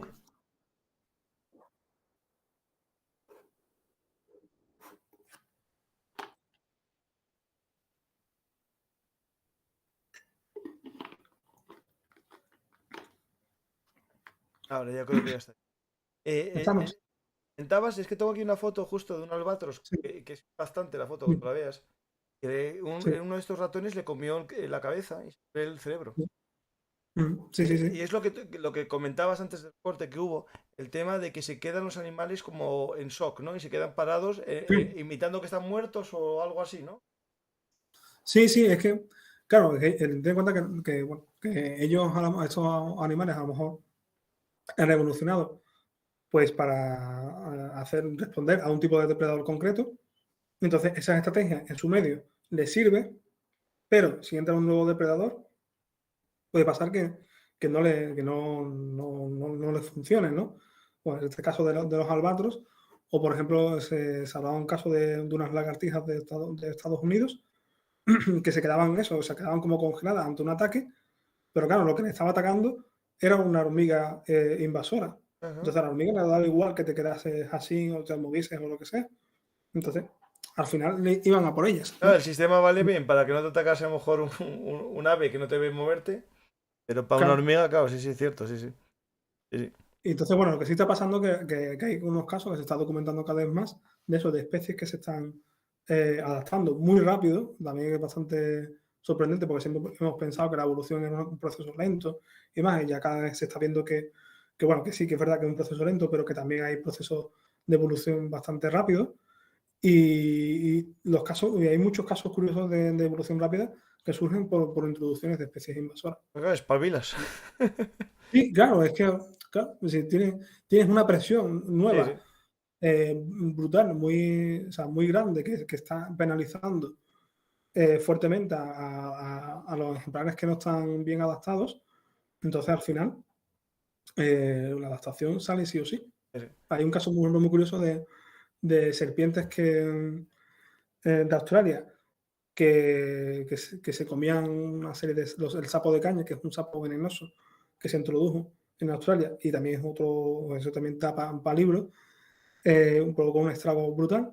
Entonces, las serpientes que son capaces de comerse un sapo se mueren porque no están adaptadas a comerse ese tipo de Ujú. anfibio venenoso. ¿Y entonces qué se ha seleccionado? Pues serpientes con la boca más pequeña, porque básicamente son las que no pueden comer los sapos. ¿Vale? ¿Y para qué Un poco Ah, bueno, si la naturaleza seleccionó eso. Exactamente, la Vale, naturaleza. vale, vale, El vale. No, no camino el que humano, siguió la el evolución, humano para qué. sí, el camino Sí, que siguió sí, la sí. evolución es, vale, pues serpientes con bocas pequeñas son las que sobreviven. Y eso es lo que se ha, Claro, pero no comen al se- sapo. Y el sapo sigue ahí, que fenómeno. y eso es el caso de las lagartijas de Estados Unidos que te comentaba con las hormigas. Lo que se está seleccionando son lagartijas con patas más largas, de manera que cuando llegan las hormigas pueden hacer un sprint más rápido Ujú. y se escapan antes de la marabunta o del grupo de hormigas. ¿Vale? Pues Hay una pregunta, yo creo que podemos. Estaba en el guión, pero no hablamos de ello. ¿Cómo se Sí, introdujo el ágave, el cactus en las Canarias? Y tiene que ver con lo de que tenías tú también en del apunte, chumbera. la chumbera en Eh, Australia, que es parecido el caso. el ágave, pues en Canarias no conozco exactamente la historia. Sé que en Almería se metió como una apuesta por revitalizar la economía, ¿vale? Una planta que se puede usar de muchas maneras, ¿vale? No solamente, bueno, justo hay algunos tipos que sirven para el tema del tequila, pero bueno, también tema de sacar, ¿cómo se dice? Ay, se me ha ido eso, sacar fibras y demás, Mm. ¿no? Entonces se introduce para un poco como para mejorar la economía. Sí, Lo que sería pasa que, bueno, parecido, creo, para algún tipo de planta. entonces, ¿qué pasa? Bueno, que al final estas especies o las plantaciones se abandonan o lo que sea, y al final pues se mantienen, se empiezan a expandir por el medio. Le pasa lo mismo a la chumbera. La chumbera se empieza a meter, bueno, pues bien sea pues, incluso para delimitar lindes. Se hablaba también que los marineros las llevaban porque era un buen remedio para ay, que falta la vitamina, hombre. Escorbuto. Ay, El no, escorbuto. sí, escorbuto, sí, Sí, sí, sí. sí. Sí, el escorbuto. Se habla de escorbuto que tenían bastante vitamina C como para prevenir el escorbuto. Y bueno, también el caso de la chumbera, porque también se podía cultivar sobre ella la cochinilla, que es la. Es que, eh, ahí está, claro, ya, no, ya está, ya, ya. En Canarias es por la cochinilla, porque la cochinilla incluso hay un museo de la cochinilla en Lanzarote. allí. En Lanzarote estuve Pues, yo y pasé al lado y ponía el museo de la cochinilla. claro, El que bueno, no eso lo también fue sepa un puede caso. pensar que es cualquier cosa eso de la cochinilla. Eso es muy curioso porque es un bicho muy pequeñito, Sí, súper sí, sí. pequeñito, que no es nada llamativo, pero si lo aplastas, se pone aquello rojo que parece que has asesinado a alguien. Y, y de ahí se traía el carmín de las Indias, ¿no? Este Ujú. tinte tan importante que durante muchísimo tiempo se mantuvo en secreto, lo traían los españoles de México. Y incluso había gente como Linneo, por ejemplo, que se creía que se extraía que era el tinte de una planta. No, porque había tanto secretismo que no se sabía que provenía de un insecto. Ujú. Y durante muchísimo tiempo se estuvo ahí buscando la forma de poder sacar de alguna forma esa fuente de tinte de México y llevársela a otro sitio pues bueno, para conseguir quitarle el monopolio, digamos, a España, ¿no? Y montar otros centros de negocios, ¿no? Y entonces la chumbera también pues, se ha ido expandiendo por eso. Y como os comentaba antes al principio de la charla, como estas especies, el agave y la chumbera, se introducen después del descubrimiento de América, pues actualmente estas especies se consideran invasoras, ¿vale? Ujú. Y de hecho hay en España ahora mismo, pues hay una plaga de este tipo de cochinilla que se está cepillando a las chumberas. Y hay mucha gente que están pidiendo que se protejan las chumberas, pero que la chumbera no se puede proteger porque está incluida en el catálogo de especies invasoras. Bueno, pues a ver qué es de Almería y las ciudades de los vaqueros estas que tienen sin chumberas, Claro, ¿no? que eso es otra cosa, como decía, que se complica más la cosa porque, claro, estas especies al final se han convertido en un aspecto cultural, ¿no? De algunas zonas, ¿no? Como decías de Almería bueno, pues esos paisajes Mm. icónicos, ¿no? Sí. Entonces, bueno, es complicado a lo mejor de gestionar, a ver qué haces con estas especies, porque obviamente cuando entran en parques naturales, como por ejemplo el Cabo de Gata, eh, se llevan por delante en el ecosistema, empiezan a crecer como alfombra, empiezan a colonizarlo todo, entonces te obliga a gestionar esa especie, ¿sabes? Entonces, Están aquí hablando de los higos chumbos. Sí, la chumbera sí, es el higo chumbo, sí. el Y la chumbo, sí. vitamina C lo tiene esto. Y hablaban, cuando no se sabía todo esto del escorbuto, en el programa Sí, que hicimos sobre la expedición de Magallanes, la segunda expedición de Magallanes, ajá. salió el tema del membrillo. Porque el membrillo aguanta mucho los viajes y era como un plato que llevaban los oficiales, los más Pero membrillo potentados. sin hacer, porque membrillo crudo es telita Sí, pues voy a de ser que comer. algo hacían con él, sí. No, la carne de membrillo, ¿eso cómo es? Es la Ah, la carne de mermelada, ¿no? membrillo. Sí, la carne de membrillo es con... Bueno, no la he llegado yo a hacer nunca, pero la hacía mi abuela. Es una especie de... se hace como una especie de pasta o de puré y se va endureciendo Eso. y se te queda pues no es una, me sale mermelada, pero obviamente no es una mermelada porque es sólido. Claro, justo, pues es eso. Se hace la carne de membrillo con el membrillo. No se hacía mermelada porque no había tanto azúcar para hacer mermelada. Entonces hacía eso, carne de membrillo. Eso. Sí, porque el membrillo en sí, si alguien lo ha comido crudo, es súper... No, yo no comí, yo comí siempre mermelada y con azúcar. O sea, mermelada. Sí, o dulce de membrillo. Pues es lo que tú dices, lo de la carne. Pues yo creo, Ángel, que ya podemos dar por finalizado este viaje por la historia de la biología, ¿no? Historia de las especies invasoras. El libro de Ángel, León Panal, que está a la venta en todas las librerías, en cualquier lugar lo podéis hacer con él. Es de la editorial Guadalmazán. Y si queréis ayudar al blog, a Bellum Artis, bueno, al blog no, al canal Bellum Artis, os podéis hacer con él por los enlaces de compra que puse en la descripción del programa, tanto en iVoox como en YouTube, y ayudar un poco gratuitamente al mantenimiento del programa. ¿Vale? Pues muchas gracias, la verdad, fue un placer, Ángel, hablar contigo. Cuando quieras volver a ver cómo planteamos otro programa de biología. Y hablando de especies invasoras, si te fijas, el cine, la ciencia ficción, sí. En muchos películas que hay, usa especies invasoras para generar un hábitat, como los castores, ¿no? Es decir, hay películas que primero lanzan unas semillas, que aparece una planta que va ocupando la superficie de la Tierra para generar un ambiente nuevo para que lleguen ellos, ¿no? Te fijas, al final, los aliens, que sería una especie invasora, ¿no? Va usando estos sistemas que la naturaleza también hace en otros lugares, ¿no? Es que sí, bueno, si algún día llegase una invasión alienígena solo de animales y plantas extraterrestres, seguramente sería una cosa muy parecida a la especie invasora. Sí. Imagínate un meteorito con unos hongos raros tal, y empezase a generar, claro, no tendría un enemigo y a lo mejor podría crecer a dolor, ¿no? Claro, creando un ecosistema súper raro y... Pues yo creo que no hay más preguntas, no.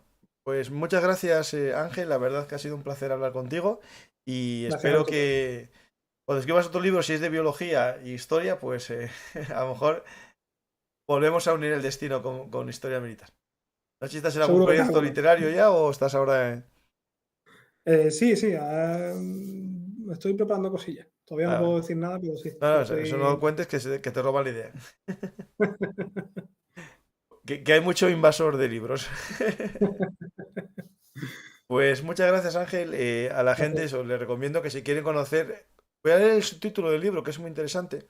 Es Biología e historias de los audaces seres que han colonizado, con nuestra ayuda, ecosistemas ajenos. Pues ahí, con eso ya sabéis un poco lo que es una especie invasora ayudada por el ser humano.